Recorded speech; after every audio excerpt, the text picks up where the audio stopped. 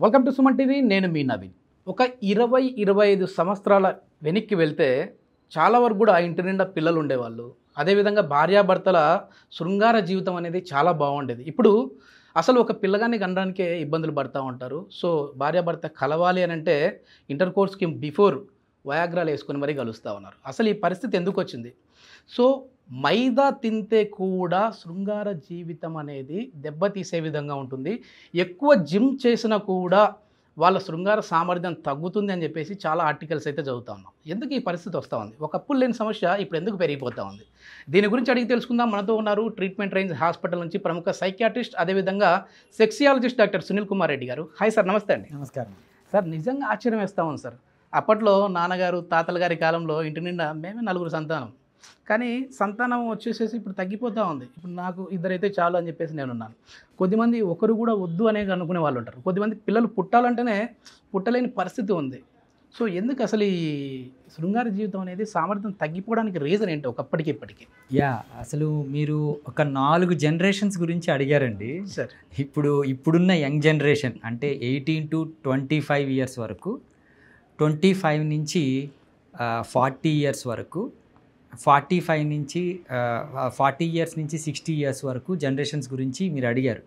అందరిలో ఈ sexual problems అంటున్నారు. అంటే సెటిల్ అయిన తర్వాత శృంగార జీవితంలో ఇబ్బంది పడి, ఆర్ ముందు పెళ్లి కాక ముందు ఈ ఎరెక్టైల్ డిస్ఫంక్షన్ కానీ సెక్షువల్ డిస్ఫంక్షన్స్ కానీ ఉంటున్నాయని, ప్లస్ పెళ్ళైన తర్వాత ఆ సాంసారిక జీవితాన్ని సరిగా గడపలేక, అండ్ అన్ని సెటిల్ అయిపోయి రిటైర్మెంట్ ఏజ్లో కూడా ఈ అంగస్తమన ప్రాబ్లంతో ఉన్న వాళ్ళ గురించి మీరు అడిగారు.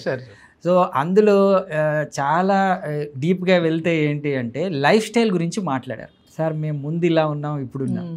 సో మనం మీరు అన్నట్టు ఒక 30 ఇయర్స్ ముందుకు వెళ్తే, అంటే 2000కి ముందు 1980s ముందు మన పేరెంట్స్ కానీ వాళ్ళ తాతలు కానీ ఎలా ఉండేవాళ్ళు? ఫిజికల్ యాక్టివిటీ అంటే లైఫ్ స్టైల్లో ముఖ్య భాగం physical activity. Even female partner కూడా ఎలా ఉండేది? వాళ్ళు ఫర్ ఎగ్జాంపుల్ వాళ్ళు నీళ్లు మోసేవాళ్ళు. అంటే it's a typical example of pelvic exercises. మనం అంటే పిండి రుబ్బడం కానివ్వండి, ఈ ఫిజికల్ యాక్టివిటీస్ అన్నీ వాళ్ళు తెలియకుండానే వాళ్ళ సెక్షువల్ హెల్త్ని బాగా ఇంప్రవైజ్ చేసేది. అంటే ఫర్ ఎగ్జాంపుల్ మనకి ఒక 1 కిలోమీటర్ నడవాలంటే ఇప్పుడు జాగింగ్ అని విడిగా టైం పెట్టుకొని వెళ్తున్నాం, కానీ ర్యాపిడో బుక్ చేసుకుంటాం. ఈ రోజుల్లో సింపుల్గా మనం ర్యాపిడో బుక్ చేసుకోవటము, ఇక్కడి నుంచి అక్కడ ఓన్ వెహికల్లో తీసుకొని వెళ్తున్నాం. సో ఫిజికల్ యాక్టివిటీ బాగా తగ్గిపోయింది. సో మన దైనందిక జీవితంలో ఈ లైఫ్ స్టైల్ యాక్టివిటీలో ఫిజికల్ యాక్టివిటీ తగ్గిపోవడం వల్ల ఏమవుతుందంటే, మెయిన్గా మనం యాజ్ అ సెక్షువాలజిస్ట్ నేను మెయిన్గా చెప్పాల్సింది, ఈ పెల్విక్ మజిల్స్ చాలా సెడెంటరీకి వచ్చేస్తాయి. అంటే ఒక సుప్తావస్థలోకి వెళ్ళి కరెక్ట్ టైంలో పని చేయకుండా అయిపోతుంది. అండ్ ఫుడ్ యాక్టివిటీస్ మీరు అడిగారు సార్, ఈ విధంగా మైదా పిజ్జా బర్గర్లు తింటా ఉన్నారు కాబట్టి వీళ్ళకి పిల్లలు పుట్టలేదు అంటున్నారు. ఆశ్చర్యంగా ఉంది సార్. మైదా ఇది తీసుకోవడం వల్ల అంగస్తమన సమస్య ఎట్లా వస్తూ ఉంది అసలు? అవును, అంటే కొద్దిగా రీసెర్చ్లోకి వెళ్తే ఏంటంటే junk foods leads to erectile dysfunction, lifestyle చేంజెస్లో అదొక మార్పు. మన ఫిజికల్ యాక్టివిటీతో పాటు మనం తీసుకునే ఆహారంలో కూడా ఇట్లాంటి సమస్యలు వస్తున్నాయని. సో మైదా ఏం చేస్తుంది అంటే బేసికలీ మన షుగర్ లెవెల్స్ని పెంచుతుంది. దాంతో పాటు లాంగ్ టర్మ్లో ఇలా తీసుకోవడం వల్ల వాళ్ళకి హెల్త్ ఇష్యూస్ వస్తాయి. అందులో ఫస్ట్ది మనము ఎరెక్టైల్ డిస్ఫంక్షన్గా పేర్కొనవచ్చు. సో ఈ జంక్ ఫుడ్స్ ఏం చేస్తాయంటే కోమార్బిడ్ కండిషన్స్ అంటాం కదా, మన బ్లడ్ లెవెల్స్లో షుగర్ను పెంచడం కానివ్వండి, ఆర్ ఈవెన్ బీపీ పెంచడం కానివ్వండి, థైరాయిడ్ లెవెల్స్ ఇష్యూస్ కానివ్వండి, ఇవన్నీ ఆహార పదార్థాలతో వస్తాయి కదా మన మెయింటెనెన్స్. సో ఈ మార్పులు కూడా జరుగుతున్నాయి. ఈ జనరేషన్స్ చూసుకుంటూ పోతే ఫస్ట్ ఏం తినేవాళ్ళు, ఇప్పుడు ఏం తినేవాళ్ళు, దానికి కిందకు వస్తే ఇప్పుడు జంక్ ఫుడ్స్ ఎక్కువ అలవాటు పడిపోయి మనము ఈ ఎరెక్టైల్ డిస్ఫంక్షన్ అనేది వస్తుంది. అండ్ ఈ ఫిజికల్ యాక్టివిటీలో మనం అన్నట్టు ఈ ర్యాపిడోస్ కానివ్వండి, అసలు ఫిజికల్ యాక్టివిటీ లేకపోవటం కానివ్వండి, ఈవెన్ ట్యాప్ తిప్పితే వచ్చేస్తున్నాయి వాటర్. ఆ రోజుల్లో మనం మోసేవాళ్ళం, బాగా బావి దగ్గరికి వెళ్ళి ఇట్లా తోడుకునే వాళ్ళు సార్ అప్పట్లో. సో ముఖ్యంగా physical activity, food and sleep ఏంటి, ఈ రోజుల్లో మనము సోషల్ మీడియా కావచ్చు, వర్క్ షిఫ్ట్లు కావచ్చు, ఇవన్నీ ఏంటంటే మన స్లీప్ సైకిల్ని మన సర్కాడియం రిథమ్ అంటాం. అంటే స్లీపు 6 గంటలకు పండుకొని 6 గంటలు లేసే కల్చర్ పోయింది. నైట్ అవుట్లు చేయటం కానివ్వండి, నైట్ అవుట్ చేయడానికి తినడం కానివ్వండి, షిఫ్ట్లు కానివ్వండి, అండ్ ఈవెన్ ఇంటరాక్షన్స్ కూడా, రిలేషన్షిప్లో ఇంటరాక్షన్స్ కూడా కపుల్స్ ఒకళ్ళేమో మార్నింగ్ షిఫ్ట్ ఉంటారు, ఇంకోళ్ళేమో నైట్ షిఫ్ట్లు ఉంటారు. సో వాళ్ళిద్దరి మధ్య సరిగ్గా కుదరకపోవటం, ఇవన్నీ కూడా ముఖ్యంగా లైఫ్ స్టైల్ యాక్టివిటీస్ అన్నీ కూడా మన ఫిజికల్ హెల్త్ మీదే కాకుండా సెక్షువల్ హెల్త్ మీద కూడా పడుతుంది. సో ఇవన్నీ కరెక్ట్ చేసుకోవాల్సి వస్తుంది. అంటే మామూలుగా మీరు ఇందాక మాట్లాడుతూ కొన్ని కొన్ని ఫిజికల్ యాక్టివిటీస్ చేయడం వల్ల పెల్విక్ రీజన్లో ప్రెజర్ పడి అక్కడ ఎక్సర్సైజ్ లాగా అయిపోతుంది అంటున్నారు కదా. అంటే ఇప్పుడు కొత్తదనానికి ఇప్పుడు వస్తే అది కీగల్ ఎక్సర్సైజ్ అన్నట్టుగా ప్రాచుర్యం పొందుతా ఉంది. అవును. సో ఈ రుబ్బురోలు వేసి మంచిగా ఇట్లా రుబ్బేవాళ్ళు. సో ఇప్పుడు దాన్ని వచ్చేసేసి ఎక్సర్సైజ్ చేయండి అని చెప్పేసి ఆన్లైన్ కోర్సులు కావచ్చు, లేదంటే ఆఫ్లైన్ కోర్సులు కావచ్చు చేస్తా ఉన్నారు. ఇది ఎంత ఇంపార్టెంట్ సార్ మన సెక్స్ లైఫ్కి? సో ఇప్పుడు మీరు కీగల్స్ ఎక్సర్సైజ్ అన్నారు కాబట్టి పెల్విక్ మజిల్ స్ట్రెంథనింగ్ కోసం చేసే ఎక్సర్సైజెస్ అవి. సెక్షువల్ డిస్ఫంక్షన్స్లో మనం కేటగరైజ్ చేసుకుంటే మేల్లో ఈ ఎరెక్టైల్ డిస్ఫంక్షన్ కావచ్చు, అంటే పురుషాంగ స్తంభన లోపాలు కావచ్చు, ప్రిమెచ్యూర్ ఎజాక్యులేషన్ అంటే శీఘ్రస్ఖలనం కావచ్చు, పర్ఫార్మెన్స్ యాంగ్జైటీ, ఇవన్నీ కూడా మనకు అంగానితో పాటు పెల్విక్ మజిల్స్ అంటే పెల్విక్ గడ్డలు ఉంటుంది కదా, మన నడుము మజిల్స్లో ఏవైతే ఉంటాయో వాటి మీద ఇంపాక్ట్ ఉంటుంది. సో ముఖ్యంగా ఈ పెల్విక్ మజిల్స్ స్ట్రెంథనింగ్ చేసుకోవడం వల్ల ప్రిమెచ్యూర్ ఎజాక్యులేషన్ని మనము అవాయిడ్ చేయొచ్చు. అంటే ఈజీగా శీఘ్రస్ఖలనాన్ని మనము హోల్డింగ్ కెపాసిటీ అనేది పోతుంది. అంటే ఒకసారి అంగం స్తంభించిన తర్వాత ఎక్కువసేపు రాపిడికి గురి చేయక ముందే స్ఖలనం అయిపోతూ మనకి అంగస్తంభన రాదు. సో ఈ ప్రిమెచ్యూర్ ఎజాక్యులేషన్ తగ్గించడానికి మనం పెల్విక్ ఎక్సర్సైజెస్ కొన్ని ఎక్సర్సైజెస్ చెప్తాం. సో అవి పాత రోజుల్లో ఏంటి అంటే ప్రతి ఒక్కళ్ళు అది ఎక్సర్సైజ్ సెక్స్ కోసమే అని కాకుండా వాళ్ళ బాడీ మెయింటెనెన్స్ కోసము, వాళ్ళ పనుల కోసం బాగా ఇన్వాల్వ్ అయిపోయి పెల్విక్ స్ట్రెంథనింగ్ ఉండేది. అందుకే నడుము గట్టిగా ఉండేది. ఈవెన్ మనం ఫిమేల్లో చూసుకుంటే బర్త్లు ఈజీ బర్త్లు అంటే నార్మల్ డెలివరీలు అయ్యేవి. ఎందుకంటే ఆ పెల్విక్ మజిల్స్ చాలా స్ట్రెంథన్గా ఉండేటివి. ఒక బేబీని ఎక్స్పెల్ చేయడానికి కావాల్సిన స్ట్రెంగ్త్ ఉండేది. ఈ రోజుల్లో సిజేరియన్స్ ఎక్కువ అవటం కానివ్వండి, సెక్షువల్ యాక్టివిటీలో అంత ఇంట్రెస్ట్ చూపించకపోవటం కానివ్వండి, మగవాళ్ళలో ప్రిమెచ్యూర్ ఎజాక్యులేషన్స్ కానివ్వండి, ఇవన్నీ ఫిజికల్ ఎక్సర్సైజ్కి సంబంధించినవి. సో ఈ కీగల్స్ ఎక్సర్సైజెస్ ఏంటంటే మనం ఎక్సర్సైజ్ అంటే మనం ప్రిస్క్రైబ్ చేసి డాక్టర్ ప్రిస్క్రైబ్ వాళ్ళకి ఆల్రెడీ ఫిజికల్గా ఇబ్బంది అయినప్పుడు ఇట్లాంటివి ప్రిస్క్రైబ్ చేయాలి. ఇంట్రడక్షన్లో ఒక మాట చెప్పాను, అంటే భార్యాభర్త ఇంటిమేట్ అవ్వాలి అనే దానికి బిఫోర్ వాళ్ళు ప్లాన్ చేసుకుంటా ఉన్నారు. అంటే ఒక 4 రోజుల ముందే పలానా రోజు కలుద్దాం, ఈ రోజు కలుద్దాం అని. ఒకప్పుడు ఇట్లా ఉండేది కాదు. అది కూడా కలిసేకి బిఫోర్ వయాగ్రా లాంటివి వాడుతూ ఉన్నారు. అసలు ఎందుకు వస్తూ ఉంది ఈ పరిస్థితి?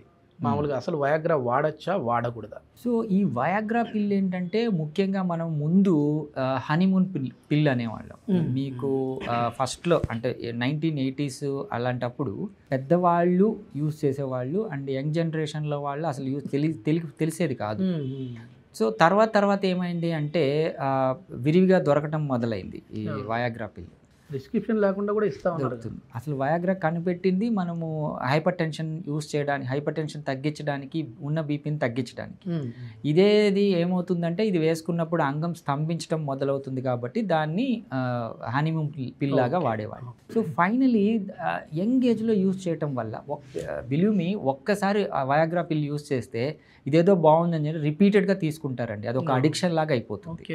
సో పిల్లలు అయితే దాన్ని అంటే పిల్లలు అంటే యంగ్ ఏజ్లో ఉన్నవాళ్ళు, ఎర్లీగా మ్యారేజ్ అయిన వాళ్ళు దాన్ని తీసుకుంటే ఏంటంటే దిర్ is every chance of getting addiction to the Viagra పిల్. సో దాన్ని అవాయిడ్ చేయడం అనేది మంచిది. మీరు అన్నట్టు అప్పుడు అదే ఇప్పుడు ఏదో పాటలో కూడా ఉన్నాయి, ఫీలింగ్ వస్తే సెక్షువల్ యాక్ట్కి వెళ్ళే వాళ్ళు ఇప్పుడు నిజంగా వయాగ్రా పిల్ వేసుకుంటే వాళ్ళకి ఎరెక్షన్స్ రావట్లా. సో ఇది పరిస్థితి. సో అంటే ఇది న్యాచురల్ ఎరెక్షన్స్ని తీసేసి, అంటే ఎమోషనల్ కనెక్టివిటీని తీసేసి ఓన్లీ ఫిజికల్ ఎరెక్షన్స్ని కాజ్ చేస్తుంది ఎరెక్షన్స్. సో దాంతో ఏమవుతుంది అంటే ఈవెన్ సెక్షువల్ యాక్ట్ కూడా అంత సంతృప్తిగా ఉండదు. మామూలుగా సెక్స్ అనేది ఆ సెక్షువల్ సాంసారిక జీవితం అనేది ఏంటి, ఓన్లీ అంగానికి రక్త ప్రసరణం లేకపోతే నర్వ్ సప్లై ఉండే హార్మోన్స్ అంతా బాగుండే కాదు, ఎమోషన్స్ కనెక్ట్ అవ్వాలి. అప్పుడే ఒక సెక్షువల్ సైకిల్ అనేది పూర్తవుతుంది. సో ఈ ప్లానింగ్ ఇదంతా ఎమోషన్స్ని ఎట్లా కనెక్ట్ చేస్తుంది? బేసికలీ టైం పాస్ కోసమో వాళ్ళ లీజర్ పీరియడ్ని యూస్ చేసుకోవడం కోసమో ఇలాంటి వయాగ్రాస్ని యూస్ చేస్తున్నారు. కానీ బట్ యాక్చువల్ సెక్షువల్ ఇంటిమసీ అనేది న్యాచురల్గా రావాలి. అది న్యాచురల్గా ఇంప్రూవ్ అయినప్పుడే ఆ సెక్షువల్ సైకిల్, అంటే ఇద్దరు పార్ట్నర్స్ను హ్యాపీగా ఉంచేది న్యాచురల్ సెక్షువల్ సైకిల్. ఇట్లాంటి ఎరెక్టైల్ డిస్ఫంక్షన్ వల్ల సంతానం లేని సమస్య కూడా వస్తుందా? అంటే ఇప్పుడు అంగస్తంభన ఉన్న వాళ్ళకి పిల్లలు పుట్టే అవకాశం కూడా తగ్గుతుందా? సో ఇది చాలా మందికి అర్థం కాని విషయం ఏంటి అంటే నరాల బలహీనత అనేసి వస్తారు. నరాల బలహీనత అంటే అసలు ఇతను సెక్సే చేయలేడు అని. బేసిక్గా మనకు బయట కనిపించేది ఏంటి? వాళ్ళు లోపల ఏం జరుగుతుందో తెలియదు. వాళ్ళు సెక్స్ చేస్తున్నారా లేదా తెలియదు. కానీ పెళ్ళై 3 ఏళ్ళు అవుతుంది, 4 ఏళ్ళు అవుతుంది, బట్ పిల్లలు పుట్టడం లేదని వస్తారు. సో ఫైనలీ వాళ్ళని ఎంక్వైరీ చేస్తే అసలు నాన్ కాన్జుమేటెడ్ మ్యారేజెస్ అంటాం, అసలు సెక్షువల్ యాక్టివిటీ ఉండదు. ఓకే. కొద్దిగా ఎంక్వైరీ చేస్తే ఏంటంటే పిల్లవాడికి అంగస్తంభన లోపాలు ఉంటాయి. ఇప్పుడు అంగస్తంభన లోపాలు ఉన్నప్పుడు సెక్షువల్ యాక్ట్ ఎలా జరుగుతుంది? సో ఈ వాటెవర్ శుక్రకణాలు ప్రొడ్యూస్ అయినటివి అండాన్ని ఎలా కలుస్తాయి? సో ఇది జరగకపోవడం వల్ల ఇన్ఫర్టిలిటీ అనేది వస్తుంది.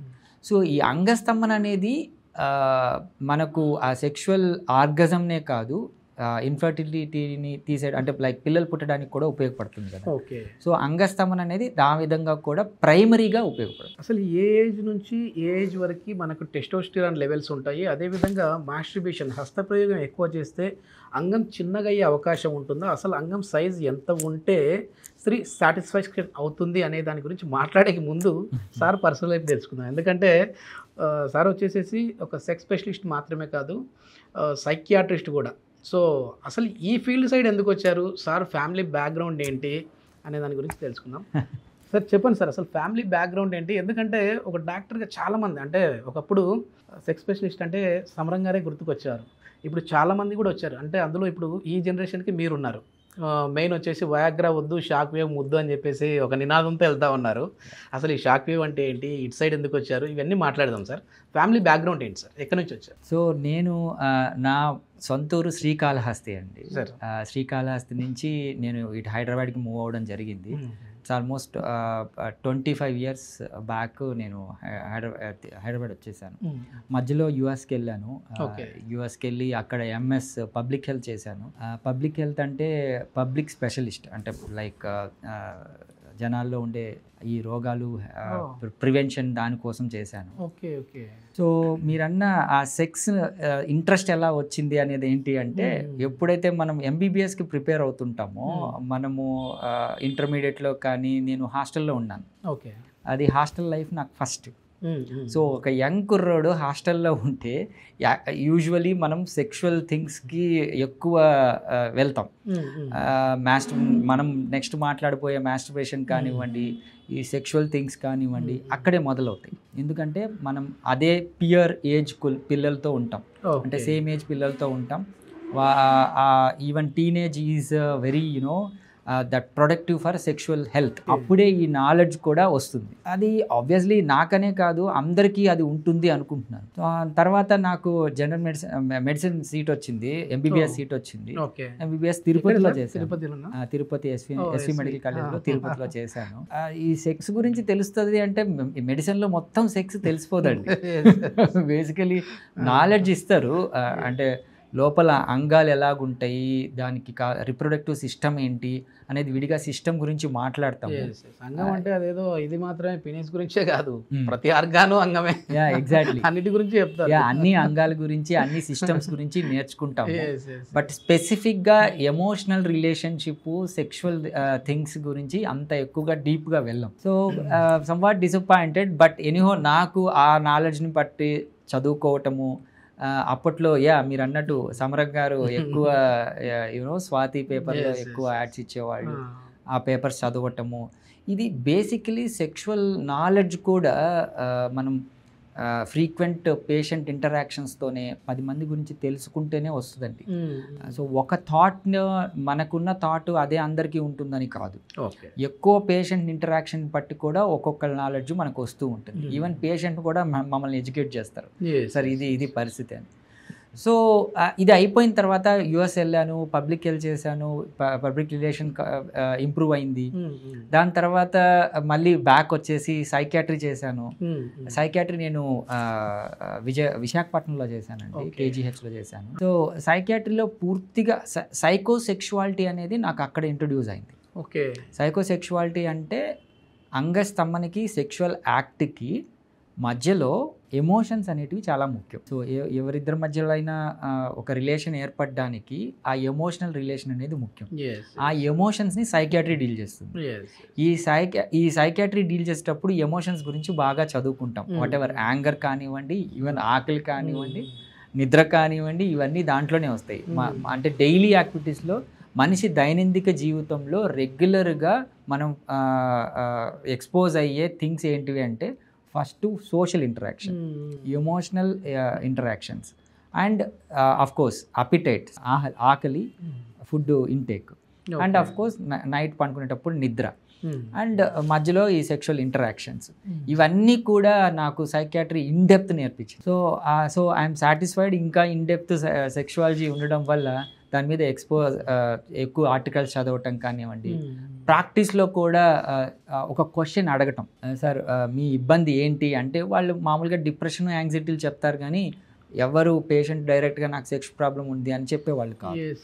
సో నేను తర్వాత దాని ఇంపార్టెన్స్ తెలుసుకొనేసి అసలు పేషెంంటే క్లయింటే నా దగ్గర చెప్పట్లేదు, అసలు వాళ్ళకి తెలియాలి కదా, పబ్లిక్కి తెలియాలి కదా. ఫస్ట్ నాకు ఈ పబ్లిక్ స్పెషలిస్ట్గా ఒక పేరుంది, అండ్ సైకియాట్రిస్ట్గా పేరుంది, అండ్ సైకోసెక్షువాలిటీ నాకు ఉపయోగపడుతుంది అని దాని మీద వీడియోస్ ఇవ్వటం, ఎడ్యుకేట్ చేయటం జరిగింది.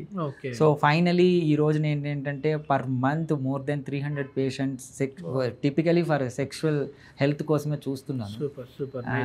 I'm happy. ఒకప్పుడు అసలు ఈ సమస్య గురించి చెప్పాలంటేనే మొహమాట పడేవాళ్ళు కదా, మరి ఇప్పుడు ఎట్లా ఉంది సార్? అవును, ఇప్పుడు ముందు నేను ప్రాక్టీస్ చేసే కొత్తల్లో ఏంటి అంటే ఆల్రెడీ సెక్షువాలజిస్టులకి తిరిగి వాళ్ళే వచ్చేవాళ్ళు. అంటే కొత్త పేషెంట్లు నన్ను అప్రోచ్ అయ్యి చేసేవాళ్ళు కాదు. నేను స్పెషలిస్ట్ అని చెప్పేసి ఆల్రెడీ అన్ని పరీక్షలు చేయించుకొని, సార్ నాకు ఏమీ లేదు, ఎవరి దగ్గరికి వెళ్ళినా అన్నీ నార్మల్ అంటున్నారు, బట్ నాకు ఇట్లా ఎరెక్టైల్ డిస్ఫంక్షన్ వస్తుంది, ప్రిమెచ్యూర్ ఎజాకులేషన్ ఉంది, నేను టాబ్లెట్స్ వాడాను, వయాగ్రాలు వాడాను అని వచ్చేవాళ్ళు. కానీ రీసెంట్ టైమ్స్లో ఏంటి అంటే నేననే కాదు, సెక్స్ ఎడ్యుకేషన్ చాలామంది మొదలెట్టారు. ఈ సోషల్ మీడియాలో ఈజీ అవైలబుల్ వీడియోస్ ఉన్నాయి. సో దీంతో ఏమవుతుందంటే యంగ్ పిల్లలు, సో 18 to 25 ఏజ్ వాళ్ళు, బిఫోర్ మ్యారేజ్, వీళ్ళు వచ్చేసి నన్ను అప్రోచ్ అవ్వడం జరిగింది. మీరు అన్నారు కదా వయాగ్రా వద్దు, షాక్ వద్దు. సో ఈ కాన్సెప్ట్ ఏంటి అంటే జనాల్లో బాగా వెళ్ళింది. సో ఎందుకు అడిషనల్గా మెడికేషన్స్ వాడటము, నాకు న్యాచురల్ వేగా without without pills, without medications, side effects లేకుండా, ఎటువంటి ఇబ్బంది కాకుండా న్యాచురల్ వేగా వెళ్తామని చెప్పేసి నన్ను అప్రోచ్ అవ్వడం జరిగింది. సో ఇవి నాకు చాలా పేషెంట్ క్లయింటేల్ని ఇచ్చాయండి. నా సెక్స్ ఎడ్యుకేషన్ కావచ్చు, నా వే ఆఫ్ ట్రీట్మెంట్ కావచ్చు, పర్సనల్గా వాళ్ళతో మీరు అన్నట్టు ఈ రీసెంట్ టైమ్స్లో కొద్దిగా సెక్స్ గురించి మాట్లాడటం కూడా ఇబ్బంది అయింది, తర్వాత డెవలప్ అయింది. ఆ ఫ్రీనెస్ అంటే క్లయింట్ ర్యాపో కావచ్చు, ఇవన్నీ నాకు ఫెచ్చింగ్ అయ్యాయి. మీ వీడియోస్లో చెప్పేవాళ్ళు, అంటే చాలా మామూలుగా ఇంటర్వ్యూస్ చేసేవాళ్ళు సార్ తోటి, అప్పుడు చెప్పేవాళ్ళు ఒక మనిషికి తిండి నిద్ర ఎంత అవసరమో సెక్స్ లైఫ్ అనేది కూడా చాలా ఇంపార్టెంట్, ఇది లేకపోయినా కూడా ఏదో ఒక ఫీలింగ్ అనేది ఉంటుంది, అట్లా అని చెప్పి ఇల్లీగల్ కాదు, లీగల్గా. సో ఫ్యామిలీ ఏంటి సార్, అంటే నాన్నగారు ఏం చేసేవాళ్ళు, ఇప్పుడు మీకు ఎంతమంది కిడ్స్? సో నాన్నగారు యాక్చువల్లీ వైశ్య బ్యాంక్లో ఉద్యోగి. ఓకే. సో ఆయన శ్రీకాళహస్తిలో ఉండేవాళ్ళు. తర్వాత ఇప్పుడు హీ పాస్డ్ ఆన్ 2009లో పాస్డ్ ఆన్. సో తర్వాత నేను యుఎస్ నుంచి వచ్చేయడం జరిగింది. నాన్నగారు లేకపోవడం వల్లే అమ్మ ఒక్కటే అయిపోయిందని వచ్చేసాను బ్యాక్. దాని తర్వాత నేను ఇక్కడే ఉన్నాను, గవర్నమెంట్ సర్వీస్ చేశాను. పిల్లలు నాకు ఇప్పుడు 2 ఆడపిల్లలండి. ఇద్దరు ఆడపిల్లలు. వాళ్ళ ఏజ్ మోర్ దెన్ 11 years ఒకళ్ళు, 9 years ఒకళ్ళు. So happy family. మనం ఇందాక చెప్పినట్టుగా అంటే మీ పర్సనల్ లైఫ్ తర్వాత కొన్ని టచ్ చేస్తా అన్నట్టుగా మాట్లాడుతున్నాం సార్. అసలు ఏ ఏజ్ అనేది కరెక్ట్ సార్ పెళ్లి చేసుకోవడానికి? ఎందుకంటే సంతానం లేని సమస్య అనేది ఏజ్ని బట్టి కూడా పెరుగుతూ ఉంటుందని చెప్పేసి విన్నాను. అసలు ఏ ఏజ్లో మనకు టెస్టోస్టెరాన్ లెవెల్ అనేది పీక్లో ఉంటుంది, ఏ ఏజ్లో తగ్గిపోతుంది? సో ఈ సెకండరీ సెక్షువల్ క్యారెక్టర్స్ డెవలప్ అయ్యేటప్పుడు టెస్టోస్టెరాన్ లెవెల్స్ ఇంక్రీజ్ అవుతా వస్తాయండి. అట్ ద పీక్ వచ్చేసి 18 to 20 years అప్పుడు చాలా పీక్ ఉంటాయి. ఇదే పీక్ మనకు కొంతమందికి 20 to 30 years వరకు మేనేజ్ అవుతాయి. ఓకే. సో ఆ తర్వాత ఈ ఏజ్ పెరిగే కొద్దీ టెస్టోస్టెరాన్ లెవెల్స్ కొద్దిగా తగ్గుతూ వస్తాయి. ఓకే. కానీ టెస్టోస్టెరాన్ లెవెల్స్ తగ్గిపోవడం వల్ల ఎరెక్టైల్ డిస్ఫంక్షన్ వస్తుందని కాదు. ఈవెన్ టెస్టోస్టెరాన్ తగ్గినా కానీ ఎరెక్టైల్ డిస్ఫంక్షన్ ఉండకపోవచ్చు, వాళ్ళకి ఎరెక్షన్స్ రావచ్చు. కానీ యంగ్ ఏజ్లో ఏంటి అంటే ఈ శుక్రకణాల ఉత్పత్తికి టెస్టోస్టెరాన్ ఉపయోగపడుతుంది.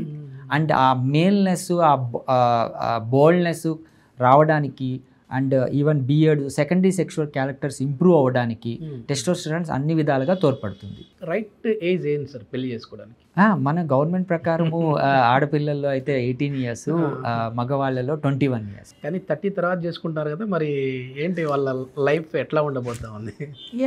అంటే రీసెంట్ టైమ్స్ అనే కాదు, మనకు ఈవెన్ 2000 నుంచి మీరు గమనిస్తే మ్యారేజ్ ఏజ్ 30 దాటుతుందండి. అది మనం ప్రొఫెషనల్ కోర్సెస్లో జాయిన్ అయిన వాళ్ళు, ఈవెన్ ఇంజనీరింగ్ కానీ డాక్టర్స్ కానీ ఈవెన్ అదర్ కోర్సెస్లో జాయిన్ అయిన వాళ్ళు సెటిల్ అవ్వడానికి టైం తీసుకుంటున్నారు.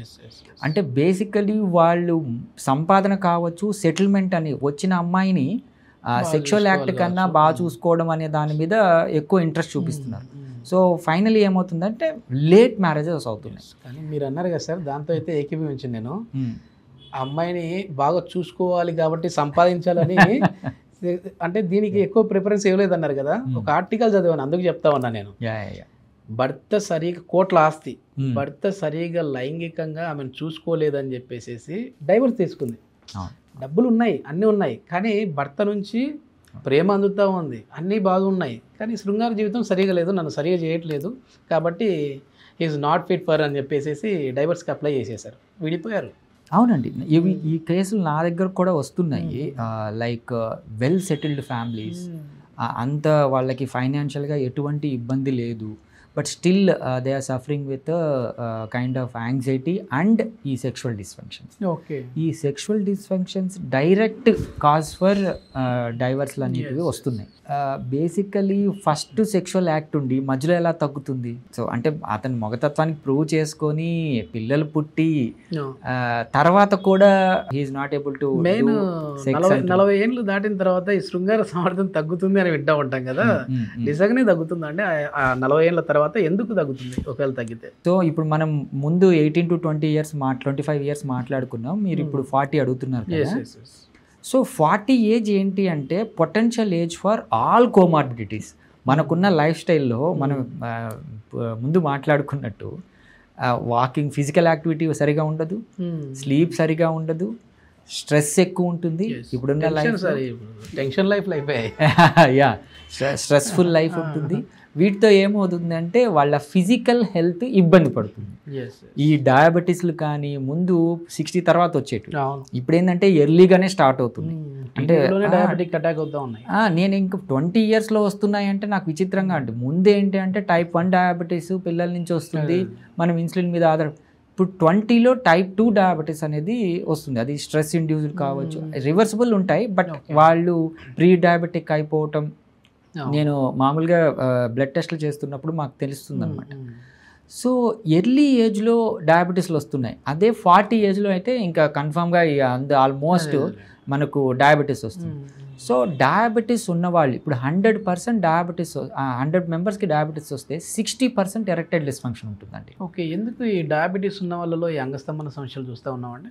సో ఈ డయాబెటీస్ ఏం చేస్తుందంటే శరీరంలోని ప్రతి అంగంలోనూ బ్లడ్ సప్లై ఉంటుంది కదా, దాంట్లో షుగర్ లెవెల్స్ పెరిగిపోతాయి. ఓకే. సో ఎప్పుడైతే షుగర్ లెవెల్స్ పెరుగుతాయో బ్లడ్ సప్లై అనేది చిన్నగా తగ్గుతూ వస్తుంది. సో ఈవెన్ కిడ్నీ ప్రాబ్లమ్స్, కంటిలో రెటినా ఇష్యూస్, ఇవన్నీ కూడా diabetes increase, blood sugar levels increase అయితే వచ్చేటివి. కానీ ఇవి లాంగ్ టర్మ్ టైం తీసుకుంటాయి. హైపోగ్లైసీమియా వేరే, హైపర్ గ్లైసీమియా వేరే. షుగర్ పెరిగి అలాగే సస్టైన్గా ఉంటే ఏమవుతుంది అంటే అంగంలో కూడా చాలా మైక్రో రక్తం సరఫరా ఉంటుందన్నమాట. ఆ రక్త సరఫరాకి అడ్డంకి వల్ల మనకి ఎరెక్టైల్ డిస్ఫంక్షన్ రావచ్చు. Okay okay. ఈ మైక్రో వెజల్స్లో ఉండకపోవడం వల్ల అంగానికి రక్త సరఫరా ఉండదు. ఓకే. సో అంగం స్టిఫ్గా ఉండాలంటే ఎక్కడి నుంచి వస్తుంది? బేసికల్లీ అంగానికి రక్త సరఫరా ఆ గష్ ఉంటేనే అంగం స్టిఫ్గా ఉంటుంది. ఓకే. ఆ స్టిఫ్నెస్ లేకపోవడానికి ఏంటి అంటే one of the reason diabetes. అలా అని అందరూ డయాబెటిక్స్ ఎరెక్టైల్ డిస్ఫంక్షన్ వస్తుందని కాదు. ఒక 60% of the diabetic patients may go for erectile dysfunction. Okay. మరి వాళ్ళు మెడిసిన్స్ వాడుతూ ఉంటారు కదా, డయాబెటిక్కి సంబంధించిన మెడిసిన్స్, అవి వాడినా సరే ఈ ప్రాబ్లం అంటే అంగస్తంభన ప్రాబ్లంకి దీనికి సొల్యూషన్ దొరకదంటారా? మీరు డెప్త్గా అడుగుతున్నారు నవీన్ గారు. సో ఈ ఎరెక్టైల్ డిస్ఫంక్షన్ మనకు ఈ డయాబెటీస్ అన్నాం కదా, డయాబెటీస్ పర్సే అంటే బ్లడ్లో బ్లడ్ ఇష్యూస్ వల్లే కాదు, ఈ డయాబెటీస్ని కంట్రోల్ చేయడానికి సింపుల్ మనం మెట్ఫార్మిన్ అని వింటాం. Metformin 500 mg. ఇది మెట్ఫార్మిన్ కొంతమందిలో ఏంటంటే ఎరెక్టైల్ డిస్ఫంక్షన్ అంటే డ్రగ్ ఇండ్యూస్డ్ ఎరెక్టైల్ డిస్ఫంక్షన్ అంటే. సో ఇందులో ఏంటంటే ఆ డిజైర్ని తగ్గిస్తుంది, అంటే సెక్స్ చేసే కోరిక తగ్గుతుంది, దాంతోపాటు మనకు ఎరెక్టైల్ డిస్ఫంక్షన్ వస్తుంది. ఇవి drug induced erectile dysfunction usually transient ఉంటాయి, అంటే డ్రగ్ మార్చినా డ్రగ్ ఆపేసినా మళ్ళీ ఎరెక్షన్స్ అనేటివి ఇంప్రూవ్ అవుతాయి. కానీ కొంతమందిలో ఏంటంటే ఇవి పర్మనెంట్గా ఉండిపోతాయి. సో ఈ డ్రగ్ ఆపేస్తాము, మనం వేరే డ్రగ్ కూడా పెడతాము, బట్ స్టిల్ వాళ్ళకి ఎరెక్షన్స్ అనుకున్నంత రావు, అంత డిజైర్తో రావు.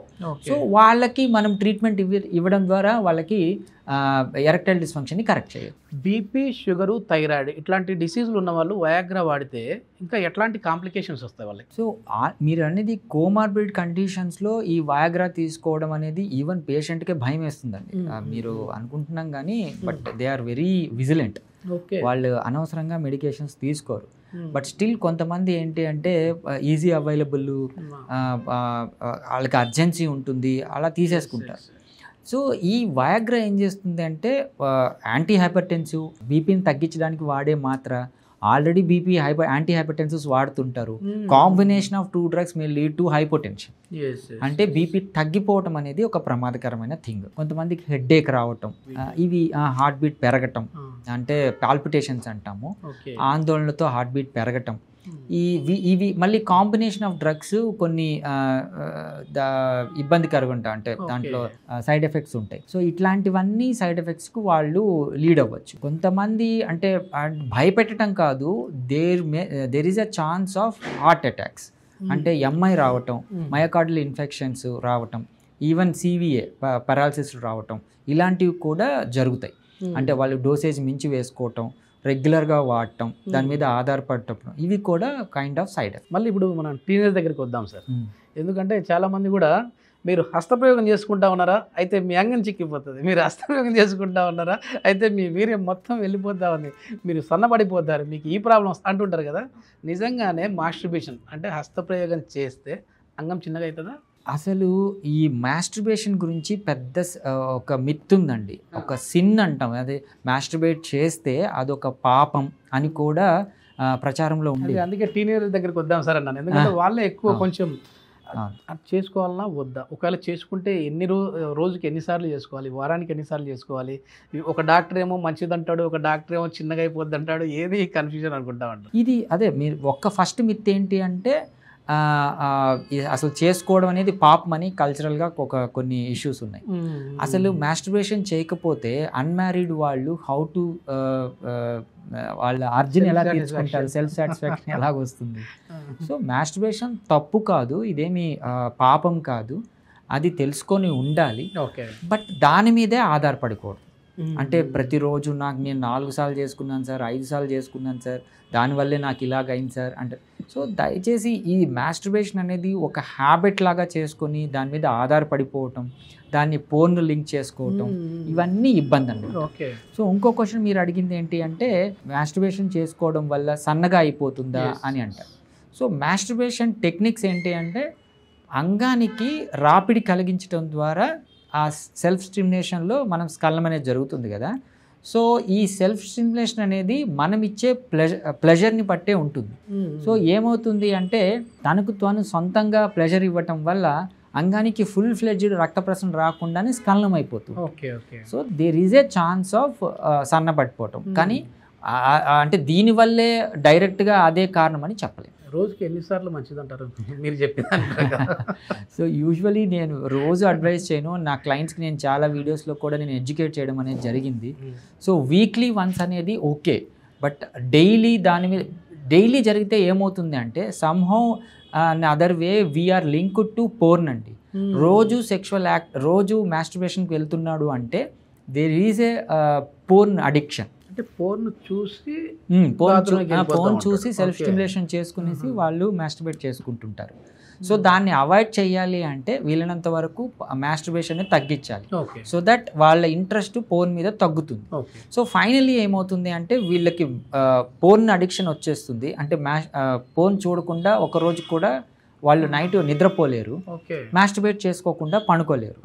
సో ఫైనలీ వీళ్ళు రియల్ సెక్స్ని ఎంజాయ్ చేయడం ఇబ్బంది అయిపోతుంది. అంటే రియల్ సెక్స్ అంటే ఏంటి, ఒక అమ్మాయి ముందర ఉన్నప్పుడు అంగస్తంభన అనేది రాదు. సో పోస్ట్ మ్యారేజ్ తర్వాత, అంటే మ్యారేజ్ తర్వాత వాట్ ఎవర్ ఫస్ట్ నైట్ అనొచ్చు, దాని తర్వాత కావచ్చు, పోర్న్ మీద డిపెండెన్సీ అని వచ్చేస్తుంది. అంటే మళ్ళీ పోర్న్ చూస్తే కానీ అంగం స్తంభించడం లేదు. సో దీన్ని పోర్న్ ఇండ్యూస్డ్ ఎరెక్టైల్ డిస్ఫంక్షన్ అంటాము. ఇదేమవుతుంది అంటే వాళ్ళు పోర్న్ చూసుకుంటారు, మళ్ళీ మాస్టర్బేట్ చేసుకుంటారు, స్ఖలనం అయిపోతుంది, మళ్ళీ పోర్న్ చూసుకుంటారు, మళ్ళీ ఎరెక్షన్ వస్తుంది, అప్పుడు సెక్షువల్ యాక్ట్కి వెళ్తున్నారు, అప్పుడు పర్ఫార్మెన్స్ యాంగ్జైటీ వస్తుంది, సెక్స్ చేయలేకుంటున్నారు. సో ఈ నాన్ కాన్సుమేటెడ్ మ్యారేజెస్లో ఇవి కూడా వన్ ఆఫ్ ద రీజన్. అసలు మన బాడీలో వీర్యం అనేది ఏ విధంగా ఉత్పత్తి అవుతుంటుంది అసలు? ఎందుకంటే ఈ హస్తప్రయోగం వల్ల ఈ వీర్యాన్ని బయటికి తీయడం వల్ల మీకున్న ఎనర్జీ శక్తి మొత్తం పోతుంది అని కూడా కొద్దిమంది అంటుంటారు. అంటే ముఖ్యంగా మనం చెప్పాలంటే ఒక డాక్టర్నో, ఒక సంస్థనో, లేదంటే ఒక డిపార్ట్మెంట్ని మనం అనట్లేదు. ముఖ్యంగా ఇది మనం ఎక్కువ నాటు వైద్యం కావచ్చు, ఆయుర్వేదం కావచ్చు, యునాని కావచ్చు, ఇట్లాంటి డాక్టర్స్ చెప్తుంటారు ఇవి మీకు చాలా అవసరము. సో ఈ వీర్యం అనేది బయటికి పోతే మీ శక్తి తగ్గిపోతుంది అంటారు. మీరు అలోపతిలో ఏం చెప్తా ఉన్నారు? నిజంగానే వీర్యం బయటికి పోతే శక్తి తగ్గుతుందా? అదేవిధంగా వీర్యం అనేది ఎట్లా ఉత్పత్తి అవుతుంటుంది? అసలు మీరు చెప్పకనే ఒక డిసీజ్ గురించి చెప్పేశారండి. కూరూస్ డిసీజ్ అని ఒకటి ఉంటుంది. ఇది ఇండియన్ సబ్ కాంటినెంట్లో సౌత్ ఇండియాలో ఏంటి అంటే వీర్యం ఎంత పోతే అంత బక్క చిక్కిపోతాము, మనకు పిల్లల తర్వాత పుట్టరు అని ఒక మిత్ ఉంది. అంటే ఇది యునానినో ఆయుర్వేదిక్కో ఎవరో ఇంప్లై చేశారని కాదు, బేసికల్గా మన కల్చర్లోనే ఈ థాట్ ఉంది, ఈ మిత్ ఉంది. అంటే అది మిత్, టిపికల్ మిత్. నేను ఇది క్లారిటీ సైంటిఫిక్గా చెప్పాలంటే మిత్ మిత్ అది. ఎందుకంటే మనము స్ఖలనం చేయకపోయినా చేసిన శుక్రకణాలు అది ప్రొడ్యూస్ అవుతూనే ఉంటాయి, బయట వెళ్తూనే ఉంటాయి. అందుకే నైట్ స్ఖలనం అయిపోతుంటుంది. ఎందుకు అంటే ఎక్కువ శుక్రకణాలు ప్రొడ్యూస్ అయిపోవడం వల్ల స్టోరేజ్ కెపాసిటీ తగ్గి అది బయట వెళ్ళిపోతూ ఉంటుంది. అది మన సెల్ఫ్ స్టిమ్యులేషన్ లేకపోయినా, మాస్టర్బేట్ చేయకపోయినా నైట్లో స్ఖలనం అయిపోతూ ఉంటుంది. సో దానికి స్ఖలనం అయిపోవడానికి, మన బక్క చిక్కిపోవడానికి సంబంధం లేదు. మరి ఇది ప్రోటీన్ కదా సార్, ఇది ప్రోటీన్ వెళ్ళిపోతూ ఉంటే ఎలాగా అంటే ఎనర్జీ లెవెల్స్ తగ్గిపోతాయి, నేను చాలా వీక్ అయిపోతున్నాను అంటే అది మిత్ వల్ల ఏంటి అంటే పాపం వీళ్ళు డిప్రెషన్కి వెళ్ళిపోయి సెక్షువల్ యాక్ట్ తగ్గిపోయి అసలు సెక్సే ఎరెక్షనే రాకుండా స్ఖలనం చేయలేక ఇట్లాంటి కేసులు కూడా వస్తుంటాయి. భయం, అది సెక్షువల్ యాక్ట్కి వెళ్ళాలంటే నేను బక్క అయిపోతానేమో, నేను ఇంకా సన్నగా అయిపోతానేమో, వాళ్ళు డిస్మార్ఫిక్ సిండ్రోమ్ అంటాం, అంటే నా శరీరం మారిపోతుంది స్ఖలనం చేసే కొద్దీ అని భయంలోకి వెళ్ళిపోతారు. సో ఇది మిత్గా గమనించి స్ఖలనం చేసుకోవడం, ఈవెన్ డైలీ సెక్షువల్ యాక్ట్ ఉన్నా కానీ అతను బక్కగా ఏం అయిపోడు. So it's a very normal alternate day sexual act is very article వచ్చింది సార్, వారానికి 3 నుంచి 4 రోజులు సెక్స్ చేస్తే భార్యాభర్తలు శృంగారంలో కలిస్తే లైఫ్ స్పాన్ అనేది పెరుగుతూ ఉందంట. నో డౌట్ పెరుగుతుందండి. నో డౌట్, నేను అదే అంటున్నా. నేను నా క్లయింట్స్కి నేను ఏమంటాను అంటే alternate day sexual act participate చేయండి. నేను ఇచ్చే ట్రీట్మెంట్ మీకు బాగా 100% వర్క్ అవ్వాలి అంటే better stimulate your other partner to go for a sexual every alternate day అని చెప్తాను. సో ఇది లైఫ్ స్టైల్నే కాదు, మన మూడ్, మెంటల్ హెల్త్ని ఇంప్రవైజ్ చేస్తుంది, ఫిజికల్ హెల్త్ని ఇంప్రవైజ్ చేస్తుంది, వాళ్ళ లైఫ్ స్పాన్ని ఇంప్రవైజ్ చేస్తుంది. ఒకసారి స్ఖలనం అయ్యి బయటకు వచ్చిందంటే వీర్యము మళ్ళీ ఎన్ని రోజులు పడుతుందండి ఉత్పత్తి అవ్వడానికి? అందుకనే మనము ఈ సెమన్ అనాలిసిస్ అంటాం కదా, 3 days చాలు. 3 daysలో అంత పొటెన్సీ వచ్చేస్తుంది. సో ఈ సెమన్ అనాలిసిస్కి అందుకే మనం 3 days ఆఫ్ ఆబ్స్టినెన్స్ అంటాం. అంటే సెక్షువల్ యాక్ట్ కానీ, మాస్టర్బేషన్ కానీ, అంగస్తంభన కానీ చేయకూడదు. 3 days తర్వాత ఎర్లీ మార్నింగ్ శాంపుల్ ఒకసారి ఇవ్వండి అని చెప్తాం. ఓకే. సో దీనికి కారణం ఏంటంటే ఆ లైఫ్ స్పాన్ 3 days. 3 days తర్వాత మళ్ళీ కొత్త ఇవి శుక్రకణాలు అనేది ఉత్పత్తి. రక్తం ఈక్వల్ టు వీర్యం అంటారు కదా, అది నిజమా తప్ప మిత్తా? అంటే ఇది కురూస్లో ఒక టిపికల్ సెంటెన్స్. నా రక్తం పోతుంది, నా రక్తాన్ని ప్రోటీన్ పరంగా మనము దీంట్లో ఇస్తున్నాము. నేను ఒక అమ్మాయిని పెళ్లి చేసుకుంటున్నా అంటే ఆ అమ్మాయికి నా రక్తం ఇస్తున్నాను ఒక మిత్ ఉంటుంది వాళ్ళకి. ఇది బోత్ ఆర్ డిఫరెంట్ అండి. రక్తం వేరే ప్రోటీన్స్తో తయారవుతుంది, దానికి హిమోగ్లోబిన్ కావాలి, మన డిఎన్ఏ ఉంటుంది దీంట్లో శుక్రకణాల్లో, అండ్ ఈవెన్ అండం ఇవి రెండు కలిస్తేనే పిల్లలు పుడతారు, ఫలదీకరణం జరిగి పిల్లలు పుడతారు. సో రక్తం వేరే, ఇది వేరే. ఓకే. చాలామంది వాళ్ళ లైఫ్ స్టైల్లో ఇప్పుడు చేంజెస్ వస్తున్నాయి సార్. అంటే మీలాంటి డాక్టర్లు అవేర్నెస్ చేయడం కావచ్చు, చాలామంది డాక్టర్లు మీడియా ముఖంగా వచ్చి మీరు అసలు ఎక్సర్సైజులు చేయకపోవడం వల్ల మీకు ఎలాంటి ప్రాబ్లమ్స్ వస్తున్నాయి అని చెప్పడం వల్ల వాళ్ళు ఓవర్గా ఎక్సర్సైజ్ చేస్తూ ఉన్నారు, ఓవర్గా జిమ్కి వెళ్తూ ఉన్నారు, బాడీ బిల్డ్ చేస్తూ ఉన్నారు, ప్రోటీన్స్ బయట నుంచి తీసుకుంటా ఉన్నారు. అంటే ఇందాక మనం వీర్య కణాల్లో ప్రోటీన్ పోతుంది అనేసి అన్నాం కదా, దానికి అది అన్నప్పుడు ఇది గుర్తుకు వచ్చింది నాకు. So protein powders, protein injections, steroids తీసుకుని మరి బాడీని పెంచేస్తూ ఉన్నారు. ఇట్లా చేయడం వల్ల కూడా, అంటే ఓవర్గా ఎక్సర్సైజ్ చేయడం వల్ల కూడా సెక్స్ సామర్థ్యం తగ్గుతుందా? ఇప్పుడు ఎక్సర్సైజ్ అనేది మన లైఫ్లో భాగం అని చెప్పాను కదా, మీరు అన్నట్టు ఒక 6 hours 12 hours ఎక్సర్సైజ్ చేసుకునేసి సామర్థ్యం జిమ్లోనే కూర్చోవటం. అంటే వాళ్ళు ప్రొఫెషనల్ జిమ్ ట్రైనర్స్ ఉంటారు, వాళ్ళతో కూర్చొని ఉంటారు, బాగానే ఉంది. అంటే వాళ్ళ శరీరం బిల్డప్ కోసము ఈవెన్ అదే ప్రొఫెషనల్గా తీసుకొని వెళ్ళే వాళ్ళకి. సో వాళ్ళకి ఒక క్వశ్చన్ అడుగుతుంటారండి, సార్ మా టెస్టోస్టెరాన్ లెవెల్స్ ఇంక్రీజ్ అయ్యా అంటే ఈవెన్ రెగ్యులర్ ఫిట్నెస్ యాక్టివిటీస్ ఉంటాయి కదా, వాళ్ళు సార్ నేను ఇంత బాడీ ఫిట్ ఉన్నాను బట్ స్టిల్ నాకు ఎరెక్టైల్ డిస్ఫంక్షన్ వస్తుంది అని వస్తూ ఉంటారు. అంటే డైరెక్ట్ రిలేషన్ కాకపోవచ్చు, అంటే ఎక్కువ విపరీతమైన జిమ్ చేయటం వల్ల ఎరెక్టైల్ డిస్ఫంక్షన్ ఏం రాదు, కానీ బట్ ఈ ఎమోషనల్ ఇంబ్యాలెన్స్ వల్ల డిజైర్ తగ్గుతుంది, కోరికలు తగ్గుతాయి. కోరిక ఎప్పుడైతే తగ్గుతుందో ఆటోమేటిక్గా ఎరెక్షన్స్ అంత రావు.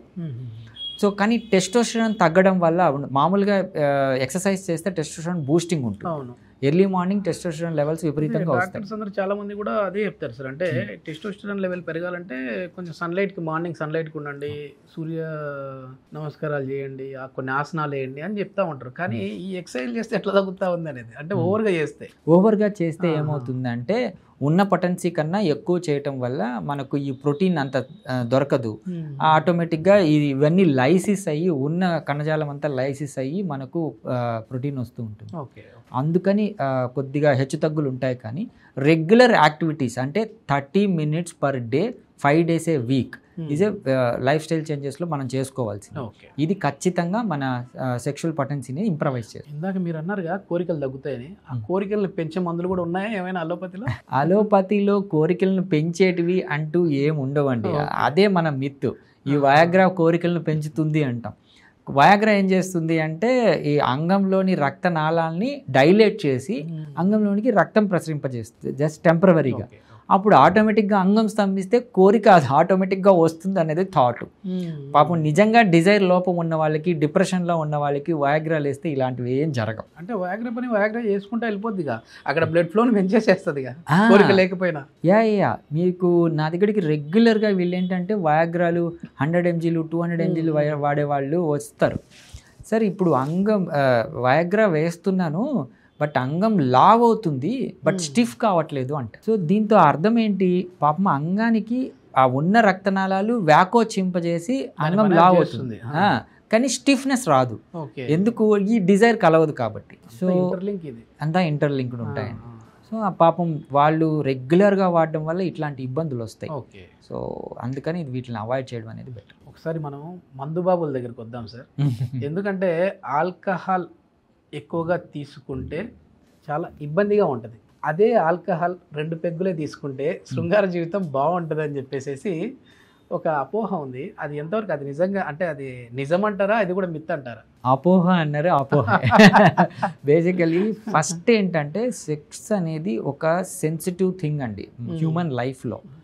సో ఒకళ్ళు సెక్షువల్ యాక్ట్కి వెళ్తున్నారు అన్నా, లేకపోతే అంత రిలేషన్ ఇంప్రూవ్ అవ్వాలన్నా ఏం చేస్తాము అంటే ఆల్కహాల్ తీసుకొని సెక్షువల్ యాక్ట్కి వెళ్ళే వాళ్ళు చాలామంది ఈవెన్ నా క్లయింట్సే ఉన్నారు. ఫస్ట్ ఏమవుతుంది అంటే ఆల్కహాల్ ఫస్ట్ ఒక 2-3 పెగ్గుల్లో ఏమవుతుంది, ఆల్కహాల్ ఫస్ట్ తక్కువ మోతాదులో తీసుకుంటే మన ఇన్హిబిషన్స్ అన్నీ తగ్గిపోతాయి, మన ఆందోళన అంతా తగ్గిపోతుంది, చాలా కూల్ అయిపోతారు. సో ఏదన్నా చెయ్యాలనుకుంటే ధైర్యంగా వెళ్తాం. అందుకే ఎక్కువ మాట్లాడటం కానివ్వండి, ఓవర్ టాకిటివ్ ఉంటారు, ఎగ్జాక్ట్లీ. సో మన ఇన్హిబిషన్స్ అన్నీ అంటే సబ్ కాన్షియస్ మైండ్లో ఉండే ఇన్హిబిషన్స్ అన్నీ పోతాయి, మన థాట్ అంతా బయటపడిపోతుంది. సో అందుకని వీళ్ళు ఆ యాంగ్జైటీ తగ్గి సెక్షువల్ యాక్ట్కి వెళ్తూ ఉంటారు. ఫైనల్గా ఏమవుతుందంటే లాంగ్ టర్మ్గా ఈ ఆల్కహాల్ తీసుకొని వెళ్ళటం వల్ల ఎరెక్టైల్ డిస్ఫంక్షన్ వస్తుంది. సో ఈ alcohol, smoking, any addictive pills ఏం చేస్తాయి అంటే మీరు స్మోకింగ్ అన్నారు కాబట్టి నాకు గుర్తుకొస్తుంది, సినిమాల్లో కూడా హీరోలు చూస్తూ ఉంటాం, లేదంటే విలన్లో శృంగారానికి ముందు వెళ్ళేటప్పుడు ఒక అమ్మాయిని బలవంతంగా కావచ్చు, లేదంటే మామూలు వాళ్ళు కలుస్తూ ఉన్నప్పుడు, ఇంకా మన తెలుగు సినిమాల కంటే బాలీవుడ్ సినిమా గురించి మాట్లాడుకోవచ్చు, సిగరెట్ తాగి సెక్స్ చేస్తూ ఉంటారు, దానివల్ల అంగం గట్టి పడుతుంది అని చెప్పేసి అంటూ ఉంటారు. అది నిజం అంటారా? యాక్చువల్లీ ఈ నికోటిన్ ఏం చేస్తుంది అంటే కొద్ది గొప్ప బ్లడ్ నాళాలని డైలేట్ చేస్తుందండి, బట్ డైరెక్ట్ లింక్ ఉండదు, వ్యాసో డైలేటర్గా పనిచేస్తుంది. అందుకే బీపీ తగ్గుతుంది సిగరెట్ తాగిన తర్వాత నికోటిన్తో. సో అండ్ బీపీ కంట్రోల్కి కూడా కొంతమంది తాగుతుంటారు. ఇది అడిక్షనే బేసికలీ. నికోటిన్ తాగితే నాకు బాగుంటుందని ట్యాబ్లెట్ వేసుకోకుండా నికోటిన్ తీసుకోకూడదు కదా. మోస్ట్ ప్రాబ్లీ మీరు అన్నట్టు పాత సినిమాల్లో అలా పోర్ట్రే చేసేవాళ్ళు సిగరెట్ తాగి సెక్షువల్ యాక్ట్కి వెళ్ళటము, ఆల్కహాల్ తీసుకొని సెక్షువల్ యాక్ట్కి వెళ్ళటము, అట్లా అది నిజమేనండి. అంటే అది కల్చరల్గా వచ్చిందో మరి చూపించడం వల్ల వచ్చిందో కానీ నా దగ్గరకు వచ్చే క్లయింట్స్ కూడా నేను ఫస్ట్ ఇలాగే చేశాను సార్ అనేవాళ్ళు. సో ఫైనలీ ఏమవుతుందంటే లాంగ్ టర్మ్గా ఆల్కహాల్తో ఏమవుతుంది, ఆల్కహాల్ తీసుకున్నా వీళ్ళు సెక్షువల్ యాక్ట్ రాదు, ఎరెక్టైల్ డిస్ఫంక్షన్ అనేది వస్తుంది. సో టిపికల్గా long term usage of alcohol addiction కానీ ఆల్కహాల్ ఇంటేక్ కానీ అడిక్షన్లో ఉండనవసరంలా ఆల్కహాల్ తీసుకొని ఎప్పుడైతే సెక్షువల్ యాక్ట్కి వెళ్తూ ఉంటారో వాళ్ళకి ఖచ్చితంగా ఎరెక్టైల్ డిస్ఫంక్షన్ అనేది వస్తుంది. సో ఇవి రెండు లింక్ చేయకూడదు. పోర్ను, మాస్టర్బేషన్ ఎలా లింక్ చేయకూడదు, ఆల్కహాల్ సెక్షువల్ యాక్ట్ లింక్ చేయకూడదు. ఇంకోటి సార్, మనం సైజ్ గురించి మాట్లాడదాం ఇప్పుడు. ఎందుకంటే చాలామంది మీరే అనుకుంటాం, మనం ఒక ఇంటర్వ్యూ చేసినప్పుడు అన్నారు వాళ్ళ భర్త అంగం సైజు చిన్నగా ఉందని చెప్పేసి తను మెచ్యూర్గా ఆలోచించి వాళ్ళ భర్తను మీ దగ్గరికి తీసుకొని వచ్చి సార్ సైజ్ పెంచండి అని చెప్పేసి అడిగారని చెప్పేసి అన్నారు ఒక ఇంటర్వ్యూలో. అంటే దానికి ఇంటర్లింక్ ఏంటంటే బెంగళూరుకి సంబంధించిన ఒక ఐటీ ఎంప్లాయీ వాళ్ళ భార్య ఇల్లీగల్ అఫైర్ పెట్టుకుందని చెప్పేసి తను సూసైడ్ చేసుకున్నారు. దాని రీజన్ ఏంటి అని చెప్పేసి అతను చనిపోయిన తర్వాత మళ్ళీ పోలీస్ ఎంక్వైరీలో తెలియదు ఏంటంటే మా భర్త సరిగా చేయట్లేదు, ఆయన సైజు కూడా చిన్నగా ఉంది అంగం సైజు, కాబట్టి నేను వేరే వాళ్ళకి ఇదయ్యాను అని చెప్పేసి అన్నారు. ఇప్పుడు ఆమె జైలుకి వెళ్ళింది, పిల్లలు అనాథలు అయిపోయారు, ఆయన చనిపోయాడు. సో అసలు సైజ్ అనేది ఎంత ఉండాలి, నిజంగా సైజ్ అనేది మ్యాటరా? సో ఈ అంగం సైజు సెక్షువల్ యాక్ట్కి నిజంగా మ్యాటర్ కాదండి. అండ్ ఆ రీసెర్చ్లో కూడా అదే తెలియదు. కానీ పార్ట్నర్ ప్రిఫరెన్స్ మీద ఉంటుంది. అంటే రీసెర్చ్లో ఏం తేలింది అంటే క్వశ్చన్స్ అడుగుతారనమాట ఫీమేల్స్ని. అడిగితే దేశాల్లో ఇట్లా రీసెర్చ్ జరుగుతూ ఉంటాయి. సో ఇది కాలిఫోర్నియా యూనివర్సిటీలో జరిగింది. వాళ్ళు ఏంటి అంటే ఒకటి సైజు అండ్ విడ్త్, అంటే అంగం యొక్క చుట్టుకొలత, సర్కంసెషన్ అంటాం కదా, లావు. సో 90% వాళ్ళు ఏంటంటే సైజ్ ఇంపార్టెన్స్ అని తేలింది, 85% ఏమో విత్ అవసరం అని తేలింది. సో ఇది పార్ట్నర్ ఇంపార్టెన్స్. కానీ యూజువలీ సెక్షువల్ యాక్ట్ అంటే ఇతను మగవాడు అంగస్తంభన వచ్చిన తర్వాత ఎంజాయ్ చేయడానికి size is not at all A matter. ఎందుకంటే వాళ్ళు ఆ ఫిమేల్ ఇంటిమసీ, ఆ రొమాన్స్ కావచ్చు, ఫోర్ ప్లే కావచ్చు, ఈ అంగస్తంభన వచ్చిన తర్వాత సెక్షువల్ యాక్ట్ కావచ్చు, రెజల్యూషన్ స్టేజ్ కావచ్చు, రెజల్యూషన్ వచ్చిన తర్వాత వాళ్ళిద్దరి మధ్య ఇంటిమసీ కావచ్చు, ఇవన్నీ మ్యాటర్స్. ఓకే. సో కానీ ఇది ఎలా పోర్ట్రేట్ అవుతుంది అంటే అంగం లావుగా ఉంటే బాగా సెక్స్ చేయగలరు, లేకపోతే పొడవుగా ఉంటే సాటిస్ఫాక్షన్ లెవెల్స్ ఎక్కువగా ఉంటాయి అనేది ఒక మిత్. ఈవెన్ మీరు సైజ్ మ్యాటర్ అని చెప్పేసి ఒక మామూలుగా సెర్చ్ చేస్తే గ్రీక్స్లో కూడా చిన్నదే ఉంటుంది, బట్ దే ఎంజాయ్ మోర్ అన్నట్టు ఉంటుంది. సో ఇవన్నీ ఒక సెక్షువల్ యాక్ట్కి ఓన్లీ సైజు విడ్త్ కాదండి, వాళ్ళిద్దరి మధ్య ఇంటిమసీ, లవ్, వాళ్ళిద్దరి మధ్య ఆ ఫోర్ ప్లే, వాళ్ళిద్దరూ ఎంత లోపలికి కలిసి ఉన్నారు అనే దాన్ని బట్టి ఉంటుంది ఒక సెక్షువల్ యాక్ట్ మొత్తం అట్లా డిఫైన్ చేస్తాం. సో యా సింపుల్గా మనం ఇది కానీ ఎస్ మీరు అన్నట్టు ఉమెన్ ఒకవేళ సైజు గర్తు మీద ఆధారపడుతుంది అంటే పాపం ఆ అబ్బాయికి ఇబ్బంది. మనం ఎంత ఎక్స్ప్లెయిన్ చేసినా ఈవెన్ ఇద్దరిని కూర్చొని పెట్టి నేను కౌన్సిలింగ్ చేస్తాను, కపుల్ థెరపీస్ కూడా జరుగుతాయి. జరిగినప్పుడు సార్ ఏదైనా పర్వాలేదు కొద్దిగా పెంచండి. సో ఆబ్వియస్లీ సార్ అట్లాంటివి అంటే పెంచే మార్గాలు ఉన్నాయా అంటే ఈ రోజుల్లో ఇంప్లాంట్స్ వరకు వెళ్తున్నారు కదండి. ఎక్కడ మనం తగ్గటమే అంటే సెక్షువల్ యాక్ట్లో ఇబ్బంది పడే అవసరమే లేదు, అన్నీ ఉన్నాయి ఈ రోజుల్లో. బట్ ఎంతవరకు అవసరం అనే దాన్ని బట్టే మనం వెళ్ళాల్సి వస్తుంది. ఇంజెక్షన్స్ కావచ్చు, పెనియల్ ఇంప్లాంట్స్ కావచ్చు, స్పీ షాట్స్ కావచ్చు, షాక్ వేవ్ థెరపీలు కావచ్చు, మెడికేషన్స్ కావచ్చు, ఇవన్నీ కూడా కొద్ది గొప్ప వాళ్ళలో సైజ్. కానీ కొన్ని న్యాచురల్ మెథడ్స్ ఏంటంటే ఎటువంటి సైడ్ ఎఫెక్ట్స్ లేకుండా ఇంప్రవైజ్ చేస్తారు. అసలు ఒక అమ్మాయి సాటిస్ఫై అవ్వాలి అని అంటే ఈ క్లైటోరియస్ స్పాట్ అంటారు కదా, అది జీ స్పాట్ అనేది అసలు ఎంత డెప్త్లో ఉంటుంది? సో క్లైటోరియస్ అనేది మీరు డైరెక్ట్ క్లైటోరియస్ జీ స్పాట్ అన్నారు. జీ స్పాట్ అనేది క్లైటోరియసే కాదండి, వెజైనాలో ఎక్కడైనా ఉండొచ్చు. ఓకే. సో దాన్ని స్టిమ్యులేట్ చేయడం వల్ల అమ్మాయిలు ఎక్కువ ఈ ఆర్గజంని పొందుతారు అన్నది సెక్షువల్ సైకిల్లో ఒక భాగం. ఎందుకంటే సార్ ఈ క్వశ్చన్ అడిగింది కొద్దిమంది డాక్టర్లతో మాట్లాడినప్పుడు అసలు సైజ్ అంటుంటారు కదా, అసలు సైజ్ అనేది మ్యాటరే కాదు. సో మీరు చెప్పినట్టుగానే చెప్పారు, కానీ ఒక 3-4 ఇంచులు ఉన్నా సరిపోతుంది, ఎందుకంటే అది పై పార్ట్లోనే ఉంటుంది అంటారు. అది ఎంత ఇదిలో ఉంటుంది అనేసి అదే మీరు అన్నట్టు ఈ సైజ్ అనేది జీ స్పాట్ తాగటం లేదని కొంతమంది మిత్ ఉంటుంది, అంత లోపలికి ఉంటుంది అని. ఎస్, కొంతమందికి లోపలికి ఉండొచ్చు, బట్ పెన్నిస్ అందలేంత దూరంలో అయితే ఉండదు. ఓకే. సో మనము వెజైనా మనకు ఆ అనాటమీ తెలుసుంటే ఆ క్లైటోరియస్ అనేది ముందే ఉంటుంది. సో ఇది ఫోర్ ప్లేలో ఉపయోగపడుతుంది. ఫోర్ ప్లేలో జీ స్పాట్ని మనం స్టిమ్యులేట్ చేసి సెక్షువల్ యాక్ట్కి వెళ్తే ఓవరాల్ ఈ అబ్బాయి కానీ అమ్మాయి కానీ సాటిస్ఫై అవుతారు. బట్ ఈ విషయం తెలియక ఏంటంటే జస్ట్ పెనిట్రేషను ఆ రాపిడికి గురి చేయడమే సెక్స్ అనుకుంటారు. కానీ ఆ అబ్బాయి సాటిస్ఫాక్షన్ పొందొచ్చు అంటే ఈ రాపిడికి గురి చేయడం వల్ల. పాపం ఫిమేల్ పార్ట్నర్ హ్యాపీనెస్ ఉండదు కదా, అంటే వాళ్ళ ఆర్గజంకి వెళ్ళలేరు కదా.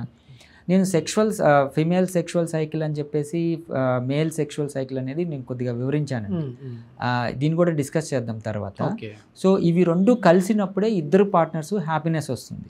ఇందులో ఎక్కడ వాళ్ళు పోర్ట్రే చేసినప్పుడు కానీ వివరించినప్పుడు కానీ size not at all A matter అంటాం. ఫిమేల్ ఆర్గజము మేల్ ఆర్గజం రావడానికి చాలా అదర్ రీజన్స్ ఉంటాయి. నేను అన్నట్టు ఎమోషన్స్ అవి కలిసి ఫోర్ ప్లే కానీ కరెక్ట్గా తెలుసుకొనేసి ప్రిమెచ్యూర్ ఎజాకులేషన్ లేకుండా ఎటువంటి సెక్షువల్ డిస్ఫంక్షన్ లేకుండా సెక్షువల్ యాక్ట్కి వెళ్తే కంప్లీట్ సెక్షువల్ యాక్ట్ ఇద్దరు హ్యాపీగా ఎంజాయ్ చేస్తారు. Shock wave therapy. So Viagra వద్దు, షాక్ వేవ్ వద్దు, అది చెప్దాం అనుకున్నా కొంచెం లాగ్ వచ్చేసింది. సో ఏంటి సార్ ఈ షాక్ వేవ్ గురించి చెప్పాలంటే ఏం చెప్తారంటే, ఇంతవరకు మనం డిస్కస్ చేసాం ఈ ప్రాబ్లమ్స్ అన్నిటికీ సొల్యూషన్ షాక్ వేవ్ చూపిస్తుందా అంటే, అంగం గట్టిపడాలన్నా, ఎక్కువసేపు శృంగారం చేయాలన్నా, అదేవిధంగా సైజుని ఇంక్రీజ్ చేసుకోవాలన్నా షాక్ వేవ్తో సాధ్యమా? సో న్యూ జనరేషన్ సెక్షువాలజిస్టులు ఓన్లీ మెడికేషన్ మీద రకరకాల ఇంజెక్షన్స్ మీద కాకుండా షాక్ వేవ్కి షిఫ్ట్ అయ్యామండి. ఎందుకంటే ఇందులో మెయిన్గా చెప్పాల్సింది సెక్స్ అనేది ఒక సెన్సిటివ్ ఎమోషనల్ ఇంటిమసీ, అంటే ఇద్దరి మధ్యలో జరిగే ఒక కార్యం. సో దీంట్లో మనం దానికోసమని అనవసరంగా మెడికేషన్స్ వాడి వాళ్ళు సైడ్ ఎఫెక్ట్స్ పోకుండా ఈ షాక్ థెరపీ అనేది ఎటువంటి సైడ్ ఎఫెక్ట్స్ లేకుండా ఫ్యూచర్లో కూడా దీన్ని మళ్ళీ డిపెండెన్సీ లేకుండా చేసే ఒక ఈజీ ప్రక్రియ. సో దీంట్లో సైన్స్ ఏంటంటే షాక్ వేవ్ అసలు ఎక్కడి నుంచి వచ్చింది సార్ ఈ షాక్ వేవ్? ఎందుకంటే ఒకప్పుడు షాక్ వేవ్ ట్రీట్మెంట్ అని కొడితే ఏదో వేరే దేశాల వల్ల డాక్టర్లు కనపడేవాళ్ళు. ఇప్పుడు గూగుల్లో కావచ్చు, యూట్యూబ్లో కావచ్చు చూస్తే మీరే కనపడతా ఉన్నారు ఎక్కువ. సో షాక్ వేవ్ అంటేనే ట్రీట్మెంట్ రేంజ్ సునీల్ కుమార్ రెడ్డి గారి వీడియోస్ వస్తూ ఉన్నాయి. అసలు ఈ షాక్ వేవ్ ఎక్కడి నుంచి వచ్చింది? సో షాక్ వేవ్ యాక్చువల్గా మనకు ఇది బోన్ రిపేర్స్ కోసము, బోన్ పెయిన్స్ కోసము కనిపెట్టారు. మరి అక్కడ బోన్ ఉన్నదిగా. ఇది యాక్చువల్లీ జర్మనీ కంట్రీలో 1960s వచ్చింది ఫస్ట్. కానీ డాక్టర్స్ పేషెంట్ల మీద ఎప్పుడు ఇచ్చారు అంటే 1980స్కి వచ్చేటప్పటికి కొద్దిగా ఈ బోన్ రిపేర్స్ కోసం పెయిన్ ఉన్న వాళ్ళకి అలాగే ఇచ్చేవాళ్ళు. ఓకే. ఈ తర్వాత ఇది మొత్తం అసలు ఫస్ట్ సెక్స్కి ఉపయోగించే వాళ్ళు కాదు. తర్వాత వెస్ట్రన్ కంట్రీస్కి యుఎస్కి ఇటు వెళ్ళి 2014 ఈ టైంలో ఏంటి అంటే అంగానికి లో ఇంటెన్సిటీతో ఇవ్వడం జరిగింది. బోన్ మీద కాకుండా ఒక సాఫ్ట్ టిష్యూ మీద ఇది రిపేర్ ఎలా చేస్తుంది అని చెప్పేసి ఎనిమల్ ట్రయల్స్ జరిగాయి. దాంట్లో ఏమవుతుంది అంటే ఇది విపరీతంగా రక్తనాళాలని ఇంప్రవైజ్ చేస్తుంది. అంటే నియోవాస్కులరైజేషన్ అనే పద్ధతి ద్వారా అంగంలోని కణజాలాన్ని యాక్టివేట్ చేసి మనకు బ్లడ్ సప్లై అనేది పెంచుతుంది. సో ఇది 2014 ఈ టైంలో వచ్చింది. ఈ ముంబైలో ఎక్కువ, బయట ఈ దుబాయ్ ఇట్లాంటి దేశాల్లో ఎక్కువ వచ్చేసింది. అంటే ప్రతి 60 years అబోవ్ ఈ డయాబెటిక్ పేషెంట్స్ అందరూ బాగా తీసుకునేవాళ్ళు. ఈ తర్వాత 16-17 ఈ మధ్యలో ఏంటి అంటే కోవిడ్కి ముందు ఇండియాకి రావడం అనేది జరిగింది. కోవిడ్ తర్వాత ఏమైంది, ఆన్లైన్ కన్సల్టేషన్స్ ఎక్కువ అయ్యాయి. ఆన్లైన్ కన్సల్టేషన్లో దీని మీద రీసెర్చ్ ఎక్కువైంది. సో ఇది బాగా ఫేమస్లోకి వచ్చింది. సో హైదరాబాద్లో కూడా 1918 తర్వాతే బాగా ప్రాచుర్యంలోకి వచ్చింది. ఇప్పుడు ఇంకా షాక్ వేవ్ బాగా, అంటే దాని మీద రీసెర్చ్ అయిపోయి క్లియర్గా పబ్లిక్ ట్రయల్స్ అయిపోయి ఎటువంటి సైడ్ ఎఫెక్ట్స్ లేవు, మళ్ళీ ఫ్యూచర్లో ఇబ్బంది పడటం లేదు అని చెప్పేసి తెలిసిపోయిన తర్వాత ఇది బాగా ప్రాచుర్యంలోకి వచ్చింది. ఎట్లా వర్క్ చేస్తూ ఉందండి ఇది? మామూలుగా ఈ అంగం గట్టిపడడానికి దీనికి ఎట్లా ఇంటర్లింక్ కుదిరితే? బేసిక్గా అంగం అంటే పురుషాంగ స్తంభాల కంటే ఎరెక్టైల్ డిస్ఫంక్షన్కి ప్రైమరీ కాజ్ ఏంటి అంటే రకరకాల ఇష్యూస్ ఉండొచ్చు. అంటే వాళ్ళకి డయాబెటీస్లు, హైపర్ టెన్షన్లు, రక్త ప్రసరణలో ఇబ్బందులు, హార్ట్ అటాక్లు, long term bed ridden patients ఇలాంటివి ఉండొచ్చు. వాళ్ళకి తెలియకుండానే మెంటల్ హెల్త్ ఇష్యూస్, అంటే తెలియని స్ట్రెస్సు, యాంగ్జైటీ, ఆందోళన, డిప్రెషన్, కుంగుబాటు ఇలాంటి లక్షణాలు ఉండి కూడా ఎరెక్టైల్ డిస్ఫంక్షన్ రావచ్చు. కానీ ప్రైమరీగా ఇవి ఉండొచ్చు, వాటికి ఆల్రెడీ ట్రీట్మెంట్ తీసుకుంటుంటారు, కానీ ఎరెక్టైల్ డిస్ఫంక్షన్ క్యూర్ కాదు. మెయిన్ థింగ్ ఏంటంటే అంగానికి రక్త ప్రసరణ లోపించు. అంగానికి ఎప్పుడైతే రక్త ప్రసరణ తగ్గుతుందో ఆబ్వియస్గా మన డిజైర్కి, అంటే కోరిక తగ్గట్టు అంగం స్తంభించదు. అంటే సెక్స్ చేయాలన్న కోరిక ఉంటుంది, బట్ దానికి తగ్గట్టు అంగం స్టిఫ్నెస్ రాదు. సో వీళ్ళు ఏంటంటే చాలా ఎంబరాసింగ్, మనకు సెక్స్ అసలు అంగస్తంభన రాకపోతే ఎంత ఇబ్బంది ఉంటుంది, డైలీ ఒక ఇబ్బంది ఉంటుంది. సో వీళ్ళు అసలు బయట చెప్పుకోలేరు స్టిగ్మాతో. అది చిన్నగా ఏంటి అంటే పర్మనెంట్ ఎరెక్టైల్ డిస్ఫంక్షన్ అనేదికి వెళ్తుంది. సో ఈ అంగానికి రక్త ప్రసరణ పెంచేదే ఈ షాక్ వేవ్ థెరపీ. ఈ షాక్ వేలో ఈ షాక్ అనేది మనం ముందు కూడా మాట్లాడుకున్నాం, ఎటువంటి ఎలక్ట్రిక్ షాక్ కానీ ఏసీ కరెంటు, డీసీ కరెంటు ఇవ్వటం కాదు. ఇది సౌండ్ వేవ్ థెరపీ అంటాము.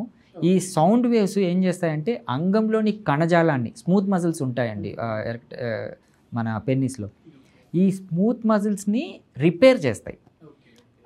ఈ బ్లడ్ వెజల్స్ని ఇంప్రవైజ్ చేస్తాయి, అంటే నియోవాస్కులరైజేషన్ అని చెప్పేసి కొత్త రక్తనాళాలను ఏర్పాటు చేస్తాయి. ఈ ప్రాసెస్ అంతా వెంటనే జరిగిపోదు. నేను అంటే వ్యూవర్స్కి మీ ద్వారా చెప్పాలనుకునేది ఏంటి అంటే, వయాగ్రా ఏం చేస్తుందంటే అంగంలోని రక్తనాళాలని డైలేట్ చేస్తుంది. తక్కువ టైం జస్ట్ వేసుకుంటానే, ఇది ఇన్స్టెంట్ రిలీజ్ కెమికల్ కదా, జస్ట్ డైలేట్ చేస్తుంది. దాంతో అంగానికి రక్త ప్రసరణ అనేది అప్పటికప్పటికే వెళ్తుంది. ఇది నియోవాస్కులరైజేషన్, కొత్త రక్తనాళాలను ఏర్పరిచి దానికి బ్లడ్ సప్లై అనేది పెంచుతుంది. సో స్టిఫ్నెస్ అనేది ఇంప్రవైజ్ అవుతుంది. సో అది దానికి తేడా. అందుకనే ఇది బెస్ట్ పద్ధతి, అంటే లాంగ్ టర్మ్గా ఉపయోగపడుతుంది, వాళ్ళకి మళ్ళీ ఇష్యూస్ రాకుండా చేస్తుంది. అంటే ఒక 3 నెలల పాటు ఈ treatment, shock wave therapy treatment తీసుకున్న తర్వాత ఎంతవరకు మళ్ళీ వాళ్ళకి ఈ సమస్య రాదు? ఇప్పుడు మీరు అంటే వాళ్ళు 2 to 3 months ఉంటుందండి. మనం 8 to 12 sittings వరకు నేను ఇస్తున్నాను.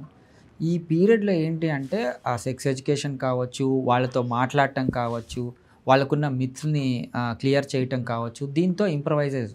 సో ఇది పర్మనెంట్ ట్రీట్మెంట్. సో అలా అని ఇప్పుడు షుగరు, బీపీ, దానికి మెడికేషన్స్ వాడుతున్న వాళ్ళు ఏంటంటే ఒకసారి ఈ 2 months 3 months ట్రీట్మెంట్ తీసుకున్న తర్వాత వాళ్ళకి 2 to 5 years, అంటే అందరికీ ఒకేలాగా ఉండదు. కొంతమందికి 2 years వరకు వాళ్ళకి అసలు ఎటువంటి ఇబ్బందులు లేకుండా హ్యాపీగా ఉంటారు. కొంతమంది 5 years వరకు బాగానే లీడ్ చేస్తారు. దాని తర్వాత మళ్ళీ రావడం అనేది జరుగుతుంది. కానీ యంగ్ పిల్లలు ఉంటారు కదా, యంగ్ పిల్లల్లో ఫస్ట్ మనం ఈ షాక్వేవ్ థెరపీ ఇచ్చిన తర్వాత వాళ్ళకి లైఫ్ లాంగ్ ఉంటుంది, వాళ్ళకి ఏం కోమార్బిడిటీస్ ఉండవు, హ్యాపీగా వాళ్ళ సెక్షువల్ యాక్ట్ని ఆ శృంగార జీవితాన్ని హ్యాపీగా గడుపుతారు. సార్ చాలా వరకు కూడా ఒకప్పుడు ఈ సమస్య గురించి వచ్చి చెప్పాలంటే భయపడేవాళ్ళు, మనం స్టార్టింగ్లో కూడా చెప్పాము. కానీ ఇప్పుడు మీ దగ్గరికి ఎట్లాంటి వాళ్ళు ఎక్కువ వస్తూ ఉన్నారు అంటే ఈ సమస్య అనేది, అంగస్తంభన సమస్య అనేది ఏ జాబ్స్ ఎక్కువ చేసే వారిలో చూస్తూ ఉన్నామండి? అంటే జాబ్ బేసిక్ కాదండి. అంటే ఈ మాట ఎందుకు అడుగుతా ఉన్నాను సార్, కొద్దిమంది ఒప్పుకోవచ్చు ఒప్పుకోకపోవచ్చు, టెన్షన్ జాబులు చాలా వరకు స్ట్రెస్తో కూడిన జాబులు ఉంటాయి కదా, అట్లాంటి జాబ్లలో ఎక్కువగా ఐటీకి సంబంధించిన వాళ్ళు ఉంటారు, అదేవిధంగా సిట్టింగ్ పొజిషన్స్ కూర్చొని ఎక్కువ చేసే జాబులు ఉంటారు కదా, వాళ్ళల్లో కూడా ఈ ప్రాబ్లం వస్తుందని విన్నాను. అట్లా ఏ జాబులు చేసే వాళ్ళు ఉన్నాయండి? బేసికలీ ఈ డ్రైవింగ్ చేసేవాళ్ళు, వాళ్ళు నైట్ షిఫ్ట్స్ ఉంటాయి, ఎక్కువ ఒకే దగ్గర కూర్చొని ఉండటము, మధ్యలో రెస్ట్ లేకుండా చేయటము, ఇలాంటి వాళ్ళు. అండ్ మీరు అన్నట్టు ఐటీ జాబ్స్, ఐటీ వాళ్ళు ఏంటి అంటే పాపం వాళ్ళకు కూడా షిఫ్ట్లు ఉంటున్నాయి, ఎమోషనల్ అంతా వాళ్ళు ఎక్కువ స్క్రీన్ టైం మీద స్పెండ్ చేస్తారు. ఆ స్క్రీన్ ఏంటంటే బ్లూ లైట్ ఇస్తుంది, ఆ బ్లూ లైట్ మన స్లీప్ సైకిల్ని మారుస్తుంది, ఫిజికల్ హెల్త్ని దెబ్బతీస్తుంది, అలాగే సెక్షువల్ హెల్త్ని కూడా ఇచ్చేస్తుంది. అంటే ఇన్సోమియా ఉన్న వాళ్ళకి ఈడీ ఎట్లా వస్తుంది? నేను అన్నాను కదా, ఇప్పుడు మన లైఫ్ స్టైల్లో ముఖ్యంగా మనం తీసుకోవాల్సిన జాగ్రత్తలు food, physical activity, sleep. So sleep ఎప్పుడైతే డిస్టర్బెన్స్ ఉండి వాళ్ళు కొంతమంది న్యాప్లు వేస్తుంటారు, 20 minutes పవర్ న్యాప్స్ అని చెప్పేసి వేస్తుంటారు, నైట్లో సరిగ్గా పండుకోరు, మార్నింగ్ వచ్చి కొద్దిసేపు వర్క్ చేసుకొని పవర్ న్యాప్స్ 20 minutes పండుకొని మళ్ళీ. సో ఇవన్నీ స్లీప్ డిస్టర్బెన్స్ కిందకే వస్తాయి. సో ఈ స్లీప్ డిస్టర్బెన్స్ అయితే ఎప్పుడు ఉంటుందో వాళ్ళు ఎమోషనల్గా కనెక్ట్ కాలేరు. ఆ ఎమోషనల్ ఉన్నా కానీ, సెక్స్ చేసే కోరిక ఉన్నా కానీ ఎరెక్టైల్ డిస్ఫంక్షన్ అనేది వస్తుంది. సో ఎందుకని వస్తుందంటే ఈ చిన్నగా జరుగుతుంది, ఇది ఒక్క రోజులో జరిగిపోయేది కాదు. బేసిక్గా ఈ లైఫ్ స్టైల్ చేంజెస్ చిన్నగా వాళ్ళని అంటే బ్యాడ్ కోపింగ్ స్ట్రాటజీస్ అంటాం ఇవన్నీ. షుగర్ మాదిరిగా తినేస్తా వెళ్ళిపోతా చిన్నగా ఈ బిహేవియరల్ చేంజెస్ వచ్చి చివరికి వాళ్ళకి ఎరెక్టైల్ డిస్ఫంక్షన్ అనేది వస్తుంది. ఓకే, అంటే అన్ని రకాల వాళ్ళు వస్తూ ఉన్నారు మీ దగ్గరికి. అవును సార్, వర్క్ సాటిస్ఫాక్షన్, నేను ఈ వృత్తిలోకి వచ్చిన తర్వాత నాకంటూ ఒక సాటిస్ఫాక్షన్ వచ్చింది అన్న సంఘటన ఏదైనా ఉందా సార్ మీ రియల్ ఎక్స్పీరియన్స్లో? నాకు ఈ సాటిస్ఫాక్షన్ ఉన్నందువల్లే సెక్షువాలజిస్ట్గా పేరు కొద్దిగా స్టిగ్మాటిక్ అయినా దీన్ని కంటిన్యూ చేస్తున్నానండి. I'm very happy that young పిల్లల నుంచి పెద్దవాళ్ళ వరకు, నాకు ఆశ్చర్యం ఏంటి అంటే పెద్దవాళ్ళలో అంటే అబోవ్ 60 తర్వాత సెక్షువల్ యాక్ట్ ఉంటుందా అనేది ఒక చిన్న డౌట్ ఉండే. అంటే మనం చదువుతుంటాం నిత్య కళ్యాణం అని అంటాము, నిత్య యవ్వనం అంటాం, బట్ రియల్ టైంలో ఏంటి అంటే అది ట్రూ అండి. ఓకే. సో ఆఫ్టర్ 60 తర్వాత నా దగ్గర హయ్యెస్ట్ పేషెంట్ 87, మనం మాట్లాడుకున్నాం కూడా, 87 విత్ డయాబెటిక్. అతనికి మనం షాక్వేవ్ థెరపీ ఇవ్వడం జరిగింది. వాళ్ళ సాంసారిక జీవితం ఇప్పటికీ హ్యాపీగా ఉంది. ఏం కాంప్లికేషన్ ఉన్నాయి అంటే ఈ వీడియో చూసే వరకు కూడా అర్థమయ్యేటట్టు, ఆ పెద్ద ఆయనకి కాంప్లికేషన్స్ ఏమున్నాయి? ఏం లేవు, he is very healthy. BP sugar ఏం లేవు, he is very healthy. Post retired, 60 years తర్వాత రిటైర్ అయ్యారు. ఆయన డిపార్ట్మెంటల్ జాబు, హెల్దీగా ఉన్నాడు. సింపుల్ డయాబెటీస్ ఉంది, కాకపోతే ఇన్సులిన్ మీద ఉన్నాడు. ముందుకు కూడా ఆయనకి ఒక 2 years నుంచి ఎరెక్టైల్ డిస్ఫంక్షన్తో ఉన్నారు. సో నా వీడియోస్ చూసి ఇదేదో బాగుందని చెప్పేసి నా దగ్గరకు వచ్చారు, షాక్వేవ్ థెరపీ తీసుకున్నారు. సేమ్ మళ్ళీ యాజ్ ఇట్ ఈజ్ కొద్దిగా మళ్ళీ హ్యాపీ జీవితం గడుపుతున్నారు. సో కాంప్లికేషన్స్ ఏం లేవు. సార్ నాకు ఎందుకు వచ్చింది అంటారు ఆయన. సో ఏం లేదు సార్, ఇది మామూలుగానే వస్తుంది, మరి నాకు ఏజ్ అయింది కదా, మరి దానివల్ల తగ్గిందా అని కూడా గట్టిగా అడిగారు. అలా ఏం లేదండి, ఇది ఇలా ఉన్నారంటే మరి ఆ ఏజ్లో ఎలా ఉంటారు. సో ఆయన ఎంత హ్యాపీ అయ్యారంటే, సార్ నాకు ఇంతేనేమో అని అనుకున్నాను, బట్ ఐఎమ్ హ్యాపీ అని. సో ఆ 2 నిమిషాల ఇంటరాక్షన్ మనకు చాలా సాటిస్ఫాక్షన్ ఇస్తుంది. అలాగే చాలామంది జీవితాలు ఇప్పుడు పిల్లల్లో, నేను ఇంకా పెళ్ళికి పనికిరాను, లేట్ మ్యారేజెస్ ఎందుకు అవుతున్నాయని ఫస్ట్ థింగ్ వాళ్ళు ఆలోచించేది సెటిల్మెంట్ అనే కాదు, నేను సెక్షువల్ యాక్ట్ చేస్తానో లేదో, ఎదుటి అమ్మాయి నా వల్ల ఇబ్బంది పడుతుందేమో అన్న ఎక్కువ సెన్సిటివ్ థాట్స్ ఉంటాయి. వాళ్ళకి బూస్ట్ ఇచ్చి సెక్స్ చేయగలరు, మీకు ఎటువంటి ఇబ్బందులు లేదు అని వాళ్ళని కాన్ఫిడెన్స్ ఇవ్వటంలో ఉన్న ఆ కైండ్ ఆఫ్ ఆ స్ట్రెంగ్త్ వేరే ఉంటుందండి. I'm very happy. సో అసలు ఒక క్లారిటీ ఇస్తాను, సింపుల్, ఒక young couple young couple non consummated marriage. Okay. Non consummated marriage for 4 years. వాళ్ళు యుఎస్ నుంచి వచ్చారు. ఓకే. యుఎస్లో 2 years హ్యాపీ లైఫ్, వాళ్ళు నిజంగానే పిల్లలు వద్దనుకున్నారు, హ్యాపీగా గడిపారు. ఎటువంటి ఏంటి మనస్పర్ధలు లేవు, రిలేషన్షిప్ ఇష్యూస్ లేవు, ఫైనాన్షియల్ ఇష్యూస్ లేవు, ఇంట్లో నుంచి ప్రెషర్ లేదు. 2 years హ్యాపీగా గడిచిపోయింది. సో సెక్షువల్ యాక్ట్ లేదు. ఓకే. సో ఫైనలీ ఏంటి అంటే ఒక నెక్స్ట్ 2 years నుంచి ఇంట్లో నుంచి ప్రెషర్ రావడం అనేది జరిగింది.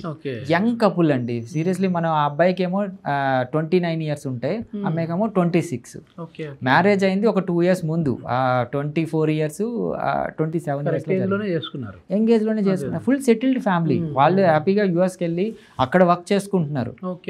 జస్ట్ ఇంజనీరింగ్ అయిపోయింది, సాఫ్ట్వేర్ అయ్యారు, వీసాలు వచ్చాయి, వెళ్ళారు. సో హ్యాపీ లైఫ్ గడుపుతున్నారు, రిలేషన్షిప్ ఇష్యూస్ ఏం లేవు. ఇంట్లో నుంచి ప్రెషర్ రావడం మొదలైంది. ఓకే. ఇంట్లో నుంచి ప్రెషర్ ఎలాగొచ్చింది, పిల్లలు ఎందుకు రావట్లేదు, పిల్లలు మాకు ఇవ్వండి. వీళ్ళు ఏదేదో చెప్పుకుంటా వచ్చారు, సెటిల్మెంట్ మేము కొద్దిగా ఎంజాయ్ చేస్తాం, ఎంగేజ్ కదా, ఇట్లాంటివి. సో ఫైనలీ ఆ అమ్మాయి ఏంటి అంటే సెక్స్ అబ్బాయికి ఇబ్బంది అవుతుంది, చేయలేకపోతున్నారు. సో నా దగ్గరికి తీసుకురావడం అనేది జరిగిందండి. అంటే యుఎస్లో కూడా ఈ సేమ్ షాక్వేవ్ థెరపీస్ ఉన్నాయి, ఈవెన్ అక్కడ సెక్స్ థెరపీస్ ఉంటాయి.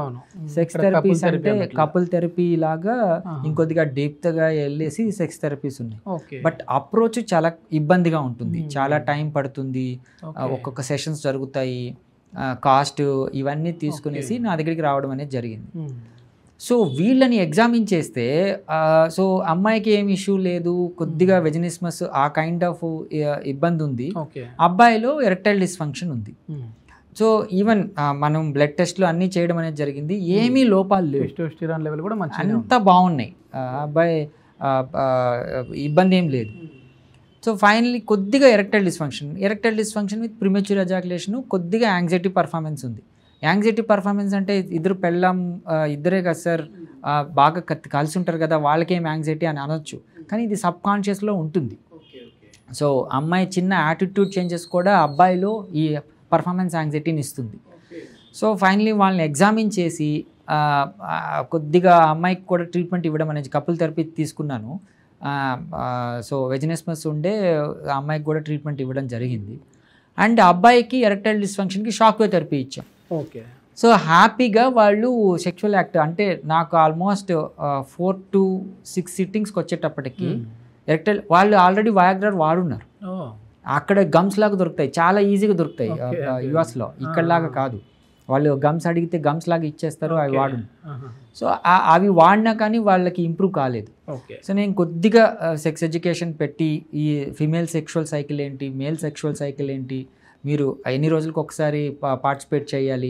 వాళ్ళు ఏంటి అంటే టిపికల్గా ఈ అండం ఉత్పత్తి సమయంలోనే కలవాలనుకుంటారు, ఆ టైంలో ఈ అబ్బాయికి ఎరెక్టైల్ డిస్ఫంక్షన్ వస్తుంది. సో అలాగ స్టిగ్మాలో ఉన్నారు. ఇవన్నీ కరెక్ట్ చేసి హ్యాపీగా వాళ్ళు ఈ శృంగార జీవితాన్ని గడపడానికి పంపించాను. నాకు కొద్దిగా టఫ్ అండ్ ఎక్కువ హ్యాపీనెస్ ఇచ్చిన కేసు అంటే అది. బయట కేసు నాకు అక్కడ పరిస్థితులు కూడా తెలుసు కదా, యుఎస్లో ఉన్నాను కాబట్టి అక్కడ పరిస్థితులు కూడా తెలుసు. అట్లాంటి దగ్గర మన ఇండియన్స్ ఎంత ఇబ్బంది పడతారు. సో వాళ్ళని ఇక్కడికి రంపించి నేను ట్రీట్మెంట్ ఇవ్వడం, వాళ్ళు హ్యాపీగా ఇప్పుడు సాంసారిక జీవితం గడపడం. కిడ్స్ అండ్ వాళ్ళ పిల్లలు ఇంకా లేరు, but yeah they are happy. Okay. ఇది మొత్తానికి చాలా వరకు కూడా వర్క్ సాటిస్ఫాక్షన్ అయితే అనిపించింది అక్కడ. సో ఇంకోటి ఆఫ్ ది రికార్డ్ నాతో మాట చెప్పారు సార్, అంటే ఒక కేసు ఇట్లాంటిదే, సూసైడ్ వరకు వెళ్ళాడు ఒక అబ్బాయి, ఆ అబ్బాయికి ఉన్న ప్రాబ్లం వల్ల అన్నారు. దాని ఏంటి సార్ ఇన్ డెప్త్ గా? సో యాజ్ ఎ సైకియాట్రిస్ట్ నేను ఏంటి అంటే డిప్రెషన్ని ఫస్ట్ కనిపెట్టేస్తామండి. సో ఈ depressive thoughts, self harming nature ఉన్న వాళ్ళని సెక్షువల్ యాక్ట్తో లింక్ పెట్టుకొని వాళ్ళు డిప్రెషన్కి వెళ్ళిపోతే మనకి ఈజీగా తెలుస్తుంది. సో లక్కీగా నేను సెక్షువాలజిస్ట్ కూడా కాబట్టి ఈ కేసు ఏంటి అంటే వాళ్ళు ఇంకా నేను చచ్చిపోతాం అనుకుంటారు వాళ్ళు. ఇంకా నేను వేస్ట్, నేను సెక్షువల్ యాక్ట్కి పనికిరాను, నాకు అంగస్తంభన లేదు, ఎదుటి అమ్మాయి నన్ను బ్లేమ్ చేయడం కన్నా ముందే నేను సూసైడ్కి చేసుకోవచ్చు అన్న థాట్లో ఉంటారు. సో అలాంటి థాట్ని మనము ఈజీగా గమనించి వాళ్ళకి నాకు ఈ సూసైడ్స్ సెక్షువల్ యాక్ట్తోనే కాదు విడిగా కూడా వస్తుంటాయి డిప్రెసివ్ కేసులు యాజ్ ఎ సైకియాట్రిస్ట్గా. కానీ ఈ కేసు ఏంటి అంటే టిపికల్గా వాళ్ళు మనము సెక్షువల్ యాక్ట్ వల్లనే అతనికి అదే ట్రిగ్గర్, నా అంగస్తంభన లేకపోవడమే అతనికి ట్రిగ్గర్ అయింది. సో ఆ డిప్రెషన్కి వెళ్ళాడు. డిప్రెషన్ని ట్రీట్ చేసి ఎరెక్టైల్ డిస్ఫంక్షన్ ట్రీట్ చేస్తే హ్యాపీగా ఉన్నాడు, అతను 10 మందికి చెప్తాడు ఇప్పుడు. ఓకే ఓకే, ఇది it's not a big thing, you can go for it అని. సో అలాగా ఎస్, చాలా మంచి కేసు అది. చాలా మంచి ఇంటర్వ్యూ సార్ మీతో, ఎందుకంటే మనం ఇంతవరకు ఒక టాపిక్ లాగా చేసేవాళ్ళము, కానీ ఇప్పుడు ఒక ఫుల్ ఫ్లెడ్జ్డ్ ఇంటర్వ్యూ, నాకు కూడా తెలియని చాలా కొత్త విషయాలను అయితే చెప్పారు సార్. మాకు ఈ షాక్ వేవ్ వద్దు, ఈ వయాగ్రా వద్దు, ఏమొద్దు, మా లైఫ్ ఇప్పుడు బాగుంది, దీన్ని సెక్స్ లైఫ్ని ఇంకా యాక్టివ్గా ఉంచుకోవాలి అని అంటే ఎట్లాంటి ఫుడ్ తీసుకుంటే బాగుంటుంది చెప్పండి సార్ అని చెప్పి అడిగే వాళ్ళకి ఏం చెప్తారండి? అంటే ఫుడ్తో మనం ఈ ఈడీ ప్రాబ్లమ్ని కరెక్ట్ చేసుకోవచ్చా? అవునవును, అంటే ఈడీ ప్రాబ్లం పర్టికులర్గా ఫుడ్స్తో వర్కౌట్ కాదు, కానీ మనం కొద్దిగా మెడికేషన్స్ ఇచ్చి ఇంప్రూవైజ్ చేయొచ్చు. షాక్ వేవ్ తర్వాత ఏ ఫుడ్ తీసుకుంటే మనం ఇలా మెయింటైన్ చేయొచ్చు అని అడుగుతూ ఉంటారు. ఓకే, ఆఫ్రోడీసియాక్స్ అంటామండి. ఆఫ్రోడీసియాక్స్ అంటే మన సెక్షువల్ డిజైర్ని పెంచేది, ఈవెన్ ఎరెక్టైల్ డిస్ఫంక్షన్ని కరెక్ట్ చేసి కొద్దిగా అంగానికి రక్త ప్రసరణ ఇంప్రవైజ్ చేసేది, ఇలాంటి వుడ్స్ ఉంటాయి. సో ఇవి తీసుకోవడం వల్ల ఏంటి అంటే ఆ డిజైర్ మేనేజ్ చేయొచ్చు, మళ్ళీ ఎరెక్టైల్ డిస్ఫంక్షన్కి వెళ్ళకుండా మేనేజ్ చేయొచ్చు. అది మనం చూసుకుంటే కల్చరల్గా కూడా మనకు చాలా ఫుడ్స్ తెలిసి ఉంటాయి. ఈవెన్ మునక్కాడలు తినడం కానీ, మునగాకు తినడం కానీ మన టెస్టోస్టెరాన్ లెవెల్ని పెంచుతుంది అని అంటాం. వాటర్ మిలన్ ఎర్ర అంటే రెడ్ కలర్ ఫ్రూట్స్ అంటాము. దానిమ్మ కానీ ఈ వాటర్ మిలన్ కానీ ఇవేంటి అంటే హైడ్రేషన్ని పెంచుతాయి. హైడ్రేషన్ పెంచడం వల్ల అంగానికి రక్త ప్రసరణ అనేది ఇంప్రూవ్ అవుతుంది. సో ఎరెక్షన్స్ ఇంప్రూవ్ అవుతాయి.